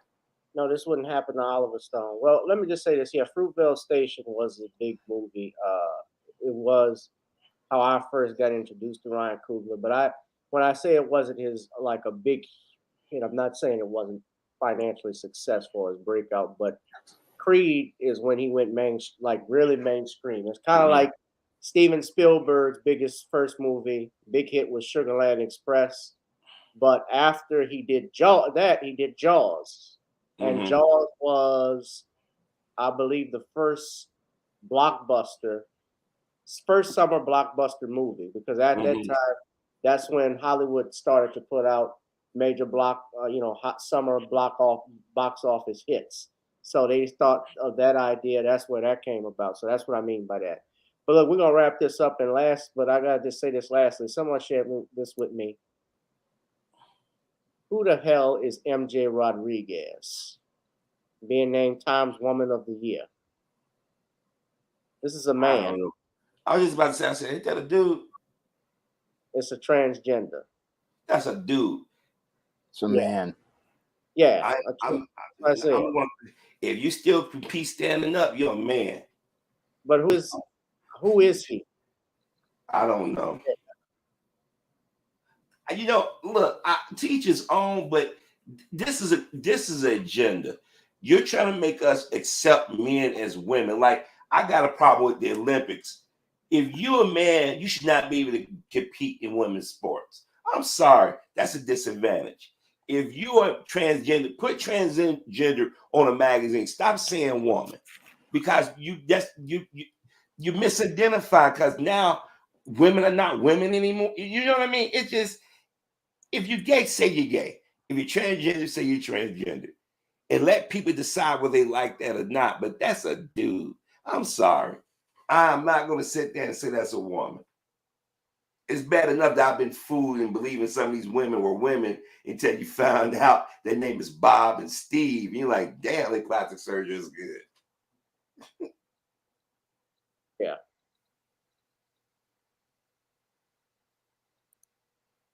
All right, guys, we're gonna wrap this up. I want you all hit that like and subscribe button, ladies and gentlemen. And thank Shawn James. Thank you, Harvey Superboy, as always, for coming on. We love having this on. Yeah, enough is enough of this gender bending crap. I mean, even in the show Power, they got. I mean, they've had to start going hard with the agenda, and even Tariq Nasheed was calling them out on it. Tariq was like, 50, I know the stars is telling y'all to do this, but y'all can give us a warning. Like, at least with Tariq's relationships, they actually at least lead it in, and there's a storyline behind it. But like the latest new Power series, Force, Tommy has a half brother who's black. And he's gay. I saw that. I said, I should have saw that one coming. Tough guy. And he said, yeah, I have a son, and I just got divorced from my husband. I'm like, what? But you know, they always make the black guys gay. It's just always the daughter. Yeah, and the daughter, the white girl, who's Flynn's daughter, she's a lesbian. I remember even in the new Power, the one that goes back Raising Canaan, I knew Jukebox was going to be a lesbian, but she's in a relationship with a white girl from Yeah, school. because in the current in the Power with Ghost, she became a cop. So it was so you already knew where it was going. You know, Right. You already knew what was going to happen. But even in Ghost Book 2, they got Drew and him playing tummy sticks with Everett. yeah. Yeah. Look, man, But Everett, I was watching Superman and Lois, and you know, and they got the black girl messing with Lana's daughter. She had a kiss with her. Now they best friend. I said they finna turn this show gay too.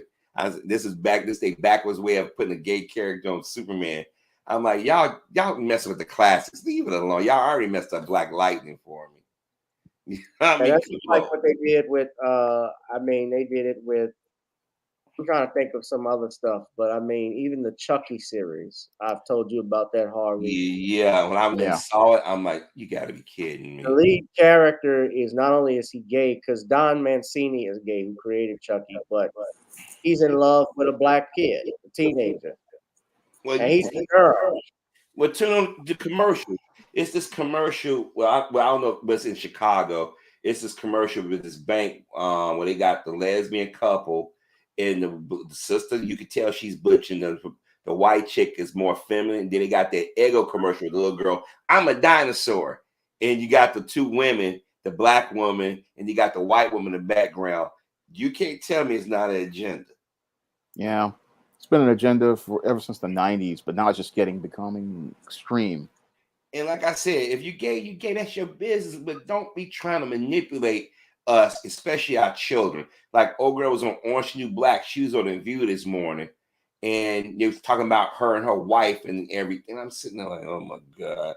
I said, they don't want to see heterosexual black couples. You know what I mean? Like Tamara Hall had an episode a few weeks ago. I'm like, look, you guys are doing you forcing it. And it's having a detrimental effect on our community. It really is. Yeah. Hit that like, share, and subscribe button, ladies and gentlemen. Please donate to the Cash App. I want you to thank my brothers Harvey from Your World. I want to thank Shawn, James. Yeah, they did fuck up Black Lightning, Broken 205. I couldn't watch it because even that sister, even though I knew the character was gay in the comics, she's a fine sister. Like, and she hated even when boys looked at her. Yeah, like, it's natural. If you're a woman, a man who loves women will look at you. Like, that's the crime now. That hurt my heart, man. And then they show the love scene. You know, when you're 12 years old, you're like, yeah. When you're 45, not so much. Well, even the heterosexual sexies, they didn't have that many in that show. What they did with her, like they just went into straight sex. But when it was men and women, they don't even do that. Maybe kiss and lovey-dovey, and that's it. But no hardcore stuff. They at the forced that because they want that to be normal. Yeah. But you guys can support Harvey. This is his Cash App here. HL 1974 $ Shawn James is $ Shawn S. James. Of course, my Cash App is at the ticker at the bottom. Please send me support. We've gone on for 3 hours now. I'm gonna let Shawn do a one last plug in, ladies and gentlemen. All right. The first book of the SJS Direct 2022 catalog, ISIS Legacy, is available in paperback right now, and you can pre-order it on Kindle. And you can get all of the books on the ISIS series in paperback and Kindle format on Amazon.com right now. All right. And you're going to live stream tomorrow, Shawn. What's your live stream about? I'm going to be talking about why real men avoid single mothers, the 10th anniversary of that classic blog. All right. And Harvey, I know what projects, if you got any coming out, I know you're doing videos every now and then. Why don't you tell everybody what the next video is? Oh, wow. Where do I start? Of course, Jussie Smollett. And I'm going to probably talk about how these Caucasian women are getting caught red-handed, but the media seem to be ignoring, you know, them getting caught lying about sexual harassment and kidnapping, that kind of thing. So basically, it run the gamut. Oh, absolutely, computer robot. So let me say it like Judge Joe Brown. Hollywood is nothing but a big old gay playground. That's why they won't have me back on there, because I wouldn't push that bullshit on my show or whatever, because they had an insulting theory that women at a certain age don't like straight men. And I'm here to tell you, my dick is straight as this gavel, bitch. I don't tolerate this agenda. Let them push them back in the closet. I've had enough of this crap. And Moist Lamont Hill, you stop talking about Dr. Cosby. I used to mess with some of them hoes when I was in UCLA. They sucked, they ducked, they dried, they laid it on the side. They did this and that with each other. And now you want to come and bring this bullshit with no evidence. I'm all UCLA up in this bitch. But Judge, it's sexual assault. But Judge, it's sexual assault, Judge. Shut up, you little sister. You sissified punk. I've had enough of you. You're out of it. I was the one who discovered that James Earl Ray didn't kill Dr. King, bitch. I got in a shootout with some motherfucker. I got in a shootout with him. Yeah, Judge told me that. That's very interesting. You know, he got in a shootout at his house. They tried to stop him when he was investigating that for real. And he actually, they were trying to break in his house and kill him, and he actually got in a gunfight and won. So, yeah, don't mess with the judge, Dane Calloway. That goes for you too, bitch. It would behoove you, young brother, not to come with me. Dr. Cosby is innocent, and Moist Lamont Hill, you just a moist sucker, bitch. I'm tired of this. You're worse than the cum Queen Harris. Let's go on out here. You mean to tell me turn up? You mean to tell me turn up? Yeah. Judge Joe. I want Judge Joe Brown back. I like Judge Mathis, but Judge Mathis doesn't go hard like Judge Joe Brown, although Judge Mathis will call you a crackhead in a minute. You a crackhead, ma'am. That's right, Wendy. Your nostrils are big. I can see the nostrils have been destroyed, ma'am. Yes, they have, because you are on coke, ma'am. Judgment for the plaintiff, ma'am. Get on coke and go and do some drug counseling. Judgment for the plaintiff, ma'am. That's right, Judge Mathis. You tell these bitches they got to get off that coke and boat. I used to do it all the damn time. I saw it when I would be invited at Playboy Mansion. Free doctor. Dr. Cosby innocent. This shit's-a-fied punk. Now, you said I should get Judge Mathis. If I could reach out to him, yeah, I would. Judge Mathis seems like a cool guy. He's my alpha brother, too. I don't know why they let Rolly Swoley Martin in the alphas. I guess they lowered their standards when I went in. When I went in, I went hard. They actually they didn't just haze us. I was the haze. Literally, we was hazed. We was smoking all kinds of shit. And I was hazed with hose pipes and all types of stuff. I don't know. Judges back in the day, they used to do stuff. Guys, I gotta go. Right. You have a good night, you have a good night and turn up. You guys be cool. Be safe. In the meantime, though, have a good evening. I want you all, good night, brother. I want you to donate to the Cash App. I also want you to go to NornisCreoleBlends.com. And ladies and gentlemen, subscribe to the Commonwealth of Pennsylvania versus William H. Cosby Jr. Also, go and check out Video Soul on Amazon and Apple TV by Brother Richard. And finally, I need you to get on up. We have gotten on down for 3 hours, and it's now time to get on up because it is getting late for me. I got to get up in the morning, ladies and gentlemen. I will see you all in the next one. I'll holler. Remember, I'll be listening and watching for you sissified punks on here if you all are supporting that cum queen Kamala Harris. I'm out this bitch. Peace. Y'all show that to the judge.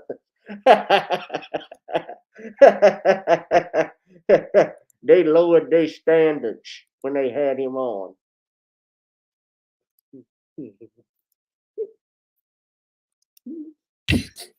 Girl, come on.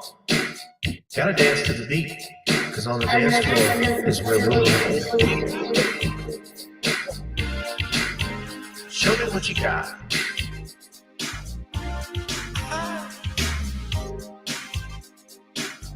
Gotta feel the groove. Feel the groove, get on the floor. Get on the. Right now the party's wasted. There's nothing much to do. But once the groove gets started, tell me, what do you have to lose? Just look into my eyes, girl, as we glide across the room. And what to my surprise now, the beat takes hold of you. Now if you're feeling like I'm feeling, so come on baby, let's start dealing. Time to get this party started. Ain't no time for the broken hearted. When the rhythm takes hold of you, there's only one thing left to do. Cause the beat is really moving. Time to feel your body moving. Gotta get on up and move your body. Cause when the beat is really grooving, it's time to feel your body moving. Gotta get on up and shake something. Feel the groove, get on the floor. Get on the. Tell the DJ play the whispers. Rock steady in the mood. Put on earth, wind, and fire. Tonight we're gonna groove. Show me how you do the four corners. Electric slide or two. Hit the bus stop or do the bunny hop, baby. It's really up to you. Now if you're feeling like I'm feeling, so come on baby, let's start dealing. Time to get this party started. Ain't no time for the broken hearted. When the rhythm takes hold of you, there's only one thing left to do. Cause the beat is really grooving. Time to get your body moving. Gotta get on up and move your body. Cause when the beat is really grooving, it's time to feel your body moving. Gotta get on up and shake something. Feel the groove, get on the floor. Get on the. Now 2020 hasn't been the best year of all times. We've been dealing with death, the pandemic, racism, bad policing, and all the bad rhymes. But like Uncle Snoop once said, if you're breathing, you're achieving. So if you're ready, I need you all to get on up. Are you ready? 1 and 2 and 3 and 4. Get your butt on the dance floor. 5 and 6 and 7, 8. This jam we appreciate. We're gonna slide and step on the beat. On the dance floor is where we'll be. Feel the groove, get on the floor. Get on up and move your body. Cause when the beat is really grooving, it's time to feel your body moving. Gotta get on up and shake something. Feel the groove, get on the floor. Get on the floor, baby. Yeah, gotta get on up. Come on, baby, gotta get on up. Baby, feel the groove, get on the floor. Get on up. That's my jam. Feel the groove, get on the floor. You boys and girls better buy Get On Up on Apple TV or I'm going to get you sissified punks, all right? Thank you, counselor. I appreciate it. No problem, Judge. Good night, everybody. Peace.